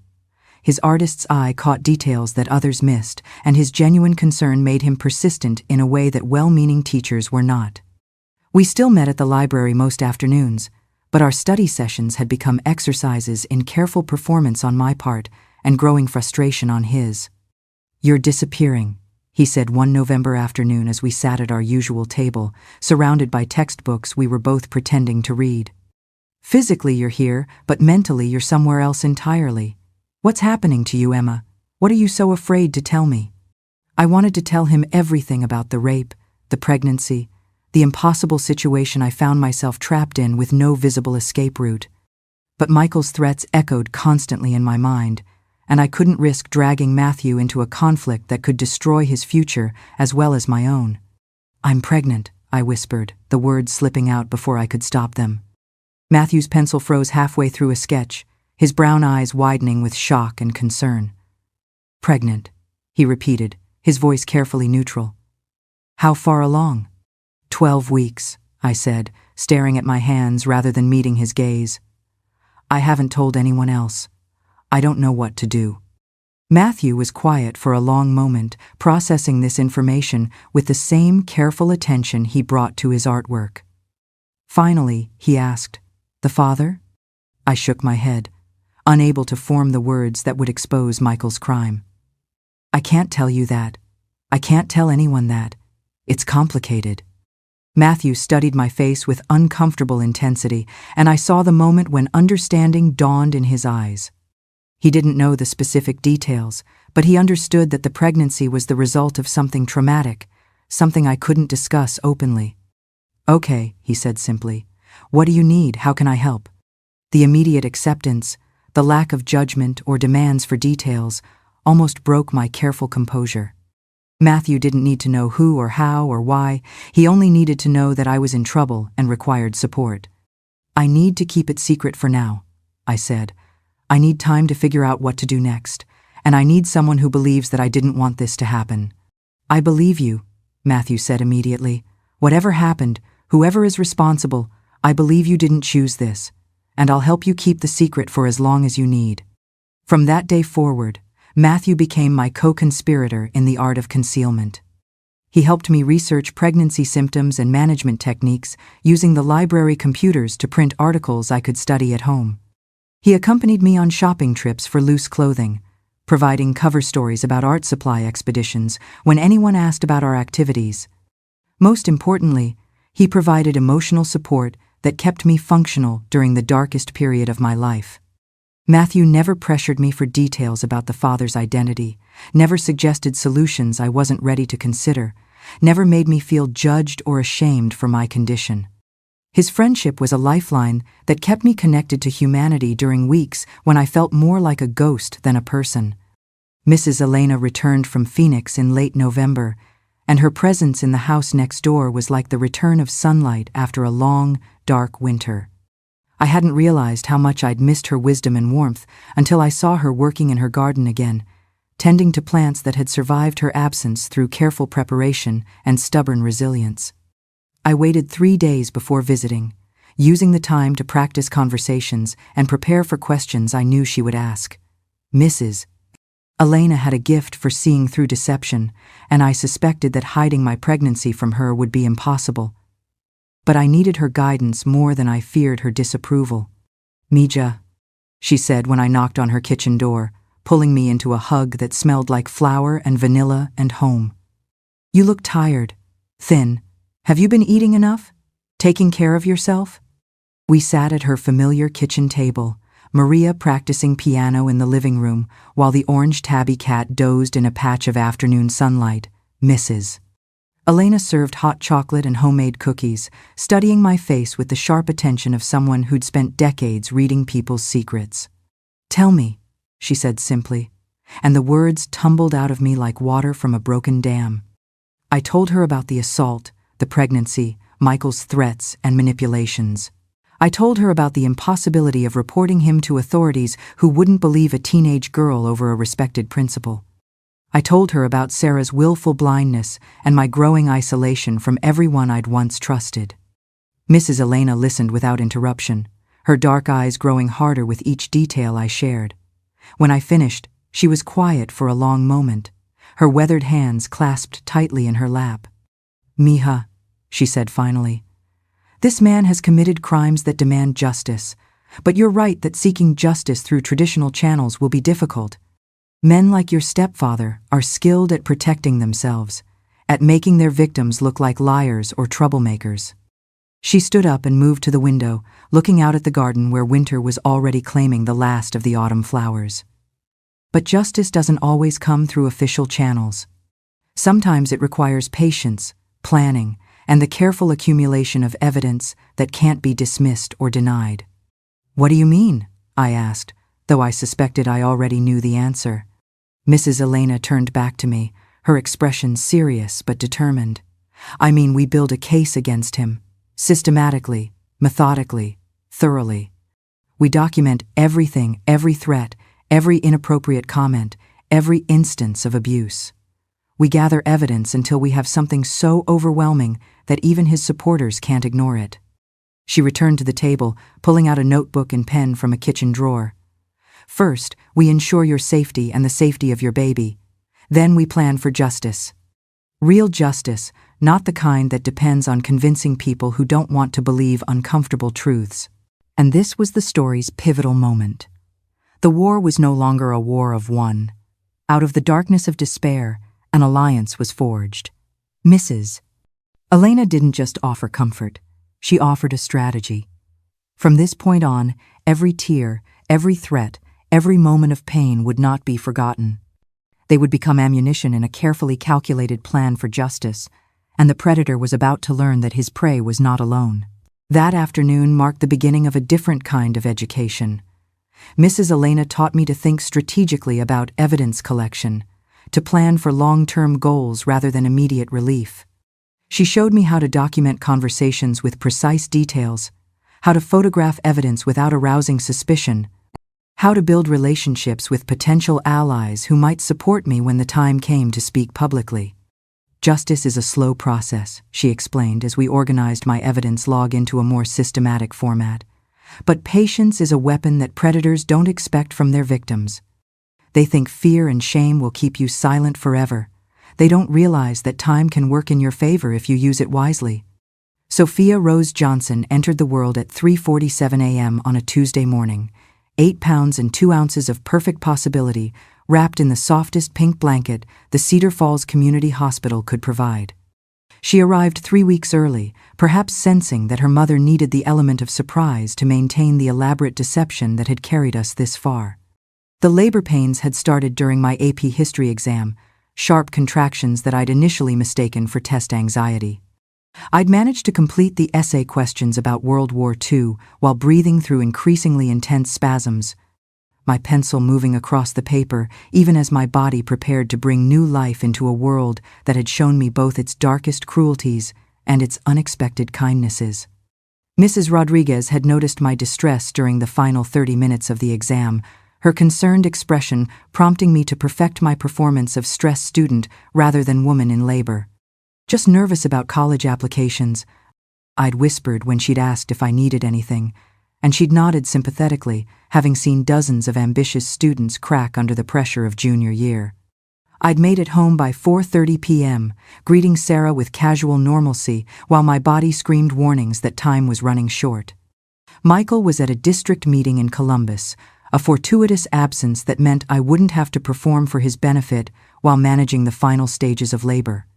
By 7 p.m., when the contractions were coming every 5 minutes, I'd called Mrs. Elena with the pre-arranged code phrase, "I think I have food poisoning. Could you drive me to the doctor?" Mrs. Elena had arrived within minutes, her emergency bag already prepared with supplies we'd gathered over the past month. She'd helped me to her car while Maria covered for us with Sarah, explaining that I'd been feeling nauseous and that Mrs. Elena was taking me to urgent care for stomach medication.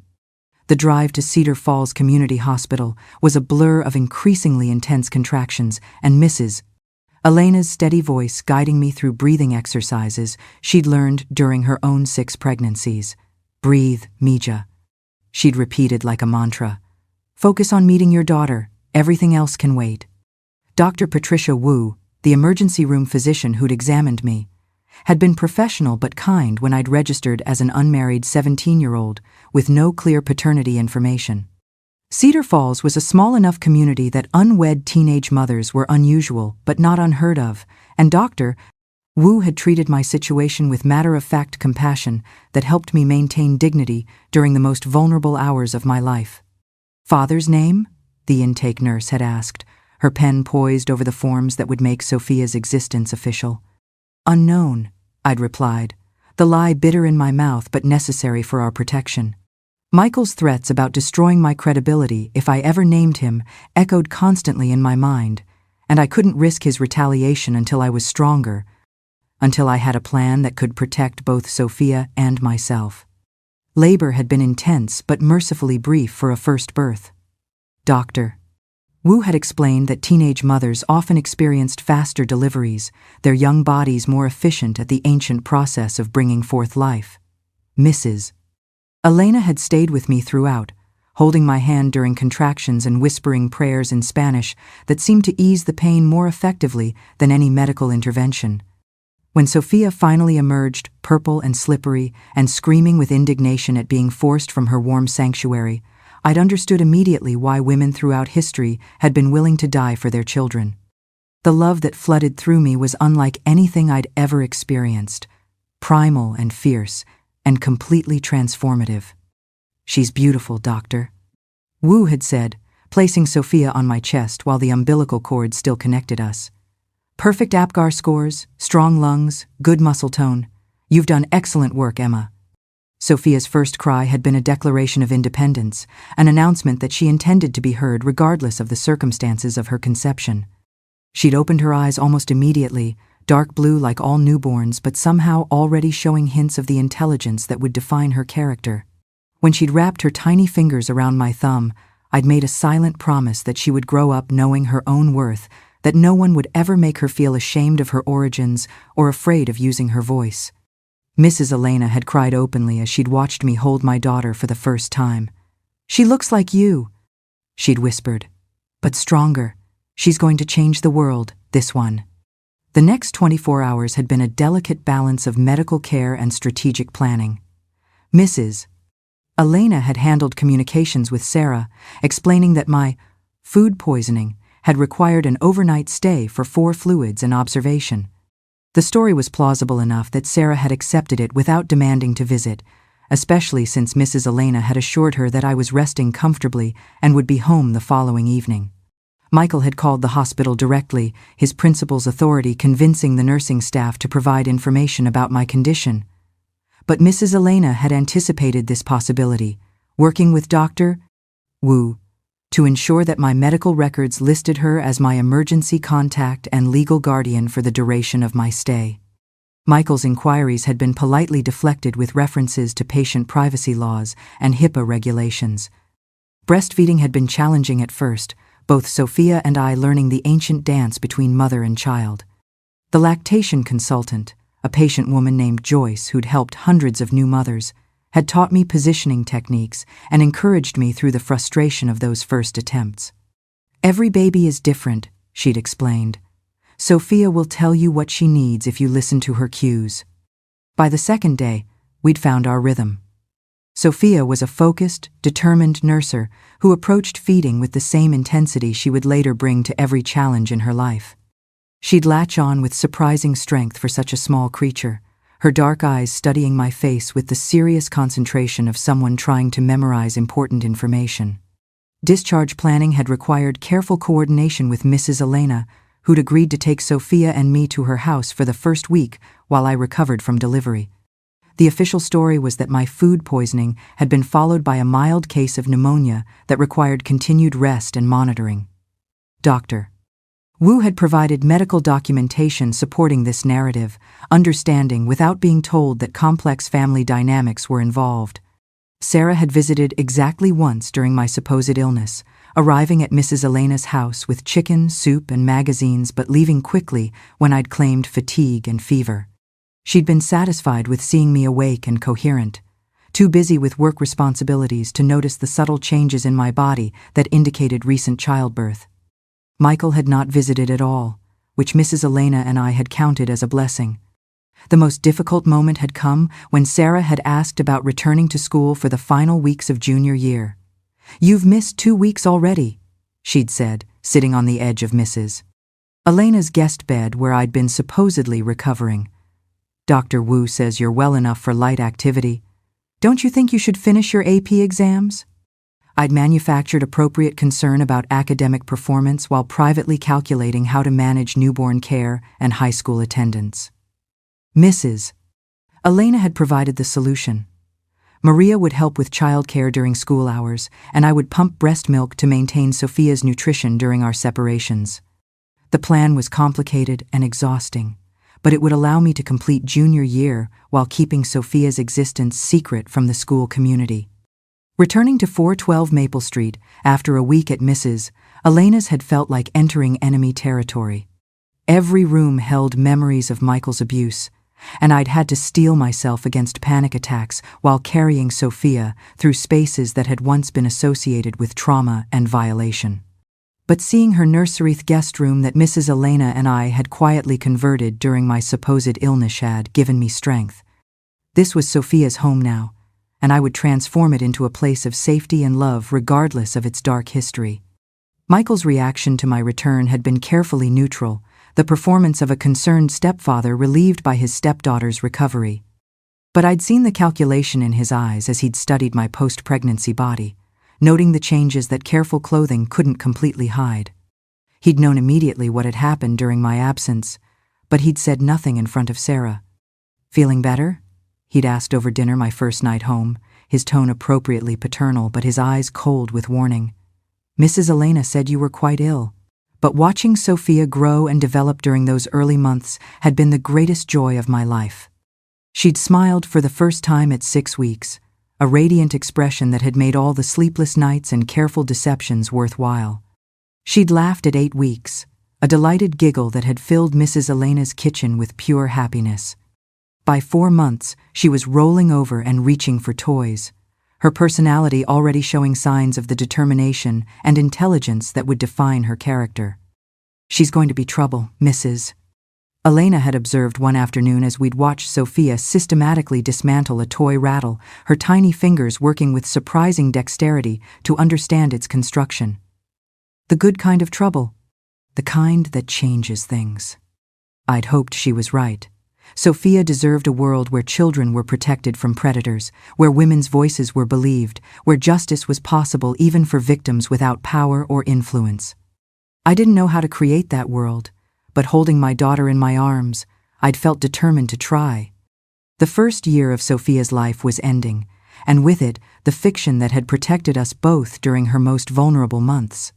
Soon, I would need to make decisions about revelation and consequences, about speaking truth and facing retaliation. The evidence I'd been gathering was substantial, but using it would require courage I wasn't sure I possessed. But looking at Sophia healthy, happy, beloved by the small community of people who knew her existence, I felt strength growing alongside love. She deserved better than a life built on secrets and fear. She deserved a father who faced consequences for his crimes, and a mother who fought for justice even when fighting seemed impossible. The war with Michael Stevens was entering its final phase, and this time I wouldn't be fighting alone. The Franklin County Courthouse was an imposing limestone structure, built in 1887, its Romanesque architecture designed to inspire both respect for the law and fear of its consequences. Standing on its granite steps on the morning of the 15th of March, clutching a folder containing 3 years of carefully documented evidence, I felt the weight of history and the possibility of justice pressing down on me like atmospheric pressure before a storm. Media crews from Columbus, Cleveland, and Cincinnati had assembled behind police barriers, their cameras and microphones, creating a gauntlet I would navigate multiple times over the next 2 weeks. The Stevens case had become Ohio's most high-profile institutional abuse trial of the decade, drawing attention from advocacy groups, education professionals, and legal observers interested in precedents for prosecuting powerful community figures. Michael arrived separately, surrounded by his legal team and looking dramatically different from the confident principal who'd once dominated Cedar Falls' social functions. 4 months in county jail awaiting trial had aged him. Considerably, his hair had gone completely gray, his shoulders stooped with the weight of disgrace. His expensive suits replaced by the standard defendant's attire of conservative clothing, chosen to project respectability and remorse. District Attorney Michael Patterson had assembled a prosecution team specialized in sexual assault cases, led by Assistant DA Sandra Weiss, a veteran prosecutor who'd built her reputation on securing convictions against defendants who'd previously seemed untouchable. Sandra was 45 years old, tough as nails, and personally committed to cases involving institutional abuse of minors. "We have an exceptionally strong case," Sandra had told me during our final preparation session. "Comprehensive documentation, corroborating witnesses, physical evidence, recorded admissions. Stevens' attorneys will try to discredit your character, but the evidence speaks for itself." Sitting in that courtroom felt like stepping onto a stage where my soul was the main exhibit. When Sandra Weiss began her opening statement, her voice was my voice. She painted a picture not just of events, but of the slow stealing of a girl's spirit. I didn't just hear her words, I relived them. Each sentence was a stone being lifted from my chest. Across the room, Michael's lawyers tried to paint a different picture of a troubled, manipulative girl. They used words like provocative and seeking attention. For a moment, the old fear returned, the fear that the world would choose his lie over my truth. But then, Sandra played the recording. His voice cold, calculating, dripping with menace filled the silent courtroom. It was no longer my word against his. It was his own voice convicting him. I looked at the jury, at the faces of the ordinary men and women, and I saw not judgment, but dawning horror. In that moment, I knew the silence was finally broken. The defense's cross-examination was brutal but ineffective. Morrison tried to shake my testimony by questioning my memory, my motives, my character. But 3 years of careful documentation had prepared me for every attack. I answered his questions calmly, referring to specific dates and details that corroborated my account. "Miss Johnson," Morrison said during his most aggressive line of questioning, "isn't it true that you were angry at Mr. Stevens for trying to protect you from academic failure? Isn't it true that these allegations are revenge for his attempts to guide your education?" I looked directly at the jury as I answered, "Mr. Morrison, I was angry at Mr. Stevens for raping me. I was angry at him for threatening to destroy my life if I reported his crimes. I was angry at him for using his position of trust to abuse me and other young women. That's not revenge, that's justice. The jury deliberated for less than 6 hours. When they returned with their verdict, the courtroom was packed with survivors, advocates, and community members who'd followed the trial. I sat in the front row, holding Sophia on my lap, Mrs. Elena and Matthew beside me for support. On the charge of rape in the first degree, the foreman announced, we find the defendant guilty. The word guilty seemed to echo through the courtroom like a bell, followed by similar verdicts on charges of sexual assault, abuse of authority, and child endangerment. But watching Sophia grow and develop during those early months had been the greatest joy of my life. She'd smiled for the first time at 6 weeks, a radiant expression that had made all the sleepless nights and careful deceptions worthwhile. She'd laughed at 8 weeks, a delighted giggle that had filled Mrs. Elena's kitchen with pure happiness. By 4 months, she was rolling over and reaching for toys, her personality already showing signs of the determination and intelligence that would define her character. She's going to be trouble, Mrs. Elena had observed one afternoon as we'd watched Sophia systematically dismantle a toy rattle, her tiny fingers working with surprising dexterity to understand its construction. The good kind of trouble, the kind that changes things. I'd hoped she was right. Sophia deserved a world where children were protected from predators, where women's voices were believed, where justice was possible even for victims without power or influence. I didn't know how to create that world, but holding my daughter in my arms, I'd felt determined to try. The first year of Sophia's life was ending, and with it, the fiction that had protected us both during her most vulnerable months. Soon, I would need to make decisions about revelation and consequences, about speaking truth and facing retaliation. The evidence I'd been gathering was substantial, but using it would require courage I wasn't sure I possessed. But looking at Sophia healthy, happy, beloved by the small community of people who knew her existence, I felt strength growing alongside love. She deserved better than a life built on secrets and fear. She deserved a father who faced consequences for his crimes, and a mother who fought for justice even when fighting seemed impossible. The war with Michael Stevens was entering its final phase, and this time I wouldn't be fighting alone.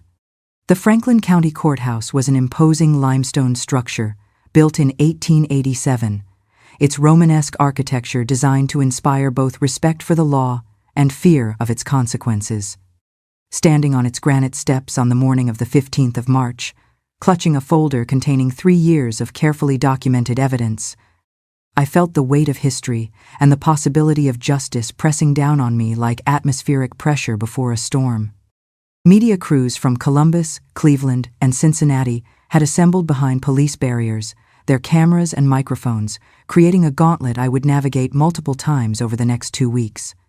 The Stevens case had become Ohio's most high-profile institutional abuse trial of the decade, drawing attention from advocacy groups, education professionals, and legal observers interested in precedents for prosecuting powerful community figures. Michael arrived separately, surrounded by his legal team and looking dramatically different from the confident principal who'd once dominated Cedar Falls' social functions. 4 months in county jail awaiting trial had aged him. Considerably, his hair had gone completely gray. His shoulders stooped with the weight of disgrace. His expensive suits replaced by the standard defendant's attire of conservative clothing, chosen to project respectability and remorse. District Attorney Michael Patterson had assembled a prosecution team specialized in sexual assault cases, led by Assistant DA Sandra Weiss, a veteran prosecutor who'd built her reputation on securing convictions against defendants who'd previously seemed untouchable. Sandra was 45 years old, tough as nails, and personally committed to cases involving institutional abuse of minors. "We have an exceptionally strong case," Sandra had told me during our final preparation session. "Comprehensive documentation, corroborating witnesses, physical evidence, recorded admissions. Stevens' attorneys will try to discredit your character, but the evidence speaks for itself." Sitting in that courtroom felt like stepping onto a stage where my soul was the main exhibit. When Sandra Weiss began her opening statement, Her voice was my voice. She painted a picture not just of events, but of the slow stealing of a girl's spirit. I didn't just hear her words, I relived them. Each sentence was a stone being lifted from my chest. Across the room, Michael's lawyers tried to paint a different picture of a troubled, manipulative girl. They used words like provocative and seeking attention. For a moment, the old fear returned, the fear that the world would choose his lie over my truth. But then, Sandra played the recording. His voice cold, calculating, dripping with menace filled the silent courtroom. It was no longer my word against his. It was his own voice convicting him. I looked at the jury, at the faces of the ordinary men and women, and I saw not judgment, but dawning horror. In that moment, I knew the silence was finally broken. The defense's cross-examination was brutal but ineffective. Morrison tried to shake my testimony by questioning my memory, my motives, my character. But 3 years of careful documentation had prepared me for every attack. I answered his questions calmly, referring to specific dates and details that corroborated my account. "Miss Johnson," Morrison said during his most aggressive line of questioning, "isn't it true that you were angry at Mr. Stevens for trying to protect you from academic failure? Isn't it true that these allegations are revenge for his attempts to guide your education?" I looked directly at the jury as I answered, "Mr. Morrison, I was angry at Mr. Stevens for raping me. I was angry at him for threatening to destroy my life if I reported his crimes. I was angry at him for using his position of trust to abuse me and other young women. That's not revenge, that's justice." The jury deliberated for less than 6 hours. When they returned with their verdict, the courtroom was packed with survivors, advocates, and community members who'd followed the trial. I sat in the front row, holding Sophia on my lap, Mrs. Elena and Matthew beside me for support. "On the charge of rape in the first degree," the foreman announced, "we find the defendant guilty." The word guilty seemed to echo through the courtroom like a bell, followed by similar verdicts on charges of sexual assault, abuse of authority, and child endangerment. That word, guilty, rang out like a bell of justice, not only shattering the silence in the courtroom, but demolishing the invisible walls of deceit that had imprisoned Emma for years. This was a moment of vindication, where a victim reclaimed her honor and became a symbol of survival. But do not think for a moment that this is the end. Because this victory did more than free, one personate was about to create a powerful ripple effect, beginning a new chapter even more important than the war itself. Michael showed no emotion as the verdicts were read, his face as blank as marble, but his hands trembled slightly as the bailiff moved to place him in custody. Judge Patricia Williams sentenced Michael to 15 years in prison, with the possibility of parole after serving a minimum of 10 years. She also ordered him to register as a sex offender and prohibited him from working in educational settings for the rest of his life. "Mr. Stevens," Judge Williams said as she pronounced sentence, "you violated the trust placed in you by parents, students, and the community. You used your position of authority to prey upon vulnerable young women, causing trauma that will affect them for the rest of their lives. This sentence reflects the severity of your crimes and the need to protect society from similar abuse." Outside the courthouse, I held my first press conference as a survivor rather than a victim. Elena Parker had helped me prepare remarks that focused on institutional accountability and the importance of believing survivors. Sophia babbled happily in my arms, oblivious to the significance of the moment, but somehow sensing the relief and joy of the adults around her. "This verdict sends a clear message," I told the assembled reporters. "Predators will be held accountable for their crimes, regardless of their position or reputation. Survivors will be believed when they find the courage to speak, and institutions must do better to protect the children in their care." The aftermath of the trial was both exhausting and liberating. Cedar Falls slowly began to heal from the scandal that had divided the community, though some residents never forgave me for destroying their beloved principal. I received hundreds of letters from survivors across the country, sharing their own stories and expressing gratitude for my courage in speaking publicly. Most importantly, institutional changes began to emerge. The Ohio Department of Education implemented new policies for investigating allegations against school personnel. Cedar Falls High School hired a victim advocate and established anonymous reporting procedures. Other school districts across the state adopted similar measures, creating safeguards that might prevent future abuse. Now, sitting in my rocking chair at 75, I watch Sophia's children, my grandchildren, Elena and Matthew, playing in the backyard I've cultivated for decades. The jasmine Mrs. Elena gave me before she died has grown into a beautiful garden, its sweet scent carrying memories of the woman who taught me that survival was just the beginning of strength. Sophia grew up knowing the truth about her conception, but also knowing that she was deeply loved and cherished. She became a lawyer specializing in victims' rights, carrying forward the fight for justice that began in a small Ohio town so many years ago.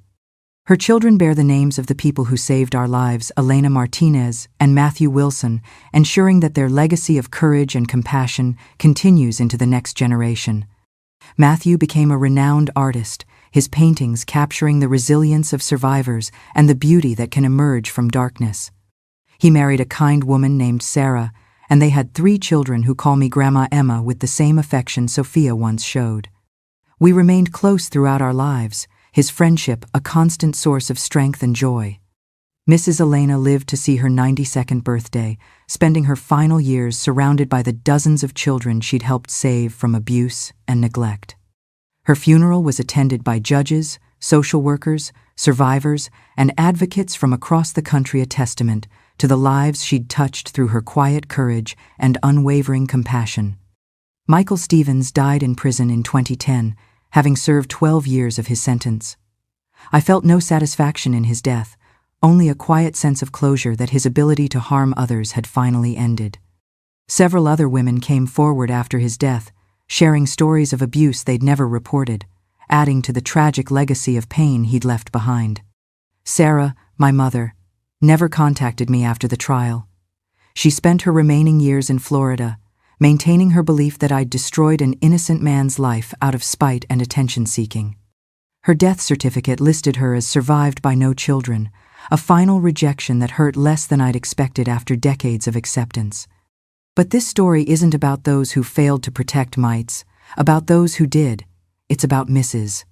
Elena Martinez, who taught me that documentation was power and that survivors could build their own justice. It's about Matthew Wilson, who saw my strength before I knew it existed and stood by me through the darkest period of my life. It's about Elena Parker, who believed a teenager's accusations and used her platform to demand accountability. Most of all, it's about the power of speaking truth, even when truth is dangerous. The voice my father taught me to trust, the courage my daughter inspired me to find, the justice that seemed impossible but became inevitable through persistence and preparation. Today, as I watch my grandchildren play in the garden where I once hid from my abuser, I'm grateful for the long journey that brought me here. Not grateful for the trauma that was never acceptable, never justified, never deserved, but grateful for the strength I discovered, the allies I found, the changes I helped create. The girl in the photograph would be amazed by this ending. She couldn't have imagined that her story of survival would become a story of victory, that her voice would join a chorus of survivors demanding justice and change. But she would recognize the woman I became: brave, determined, unashamed of her scars, and proud of her survival. The photograph trembles in my hands one last time before I place it carefully in the album. It belongs there, part of the story but not the whole story. The ending is so much better than the beginning, and that's what matters most. In the distance, I hear Elena and Matthew calling my name, their voices bright with the promise of tomorrow. I stand up from my rocking chair and walk toward the sound of their laughter. The war is over. We won. I came to understand that the journey from victim to survivor was never a straight line, but a complex spiral through the deepest chambers of the soul. The scars, once symbols of my pain, had become a map guiding me toward unexpected strength. Each tear had not been a sign of weakness, but a cleansing rain that washed away what was broken to make room for what could be reborn. The photograph no longer showed a victim. It showed the beginning of a warrior's journey, one that would echo through generations, ensuring that no child would ever again suffer in the silence I had once known. The fight for justice ended long ago, but the war inside me did not. The final revenge wasn't watching him wither in prison, but learning to live fully for myself. Here, in Cedar Falls, I learned to forgive myself, forgiving myself for not being able to fight back harder and for carrying the burden of hatred for so long. Liberation doesn't erase the scars, but it allows the sunlight to shine through. This is my true story, a journey from hell to peace. If this story touched you, please subscribe to the channel, because each of us has a battle that deserves to be heard and understood.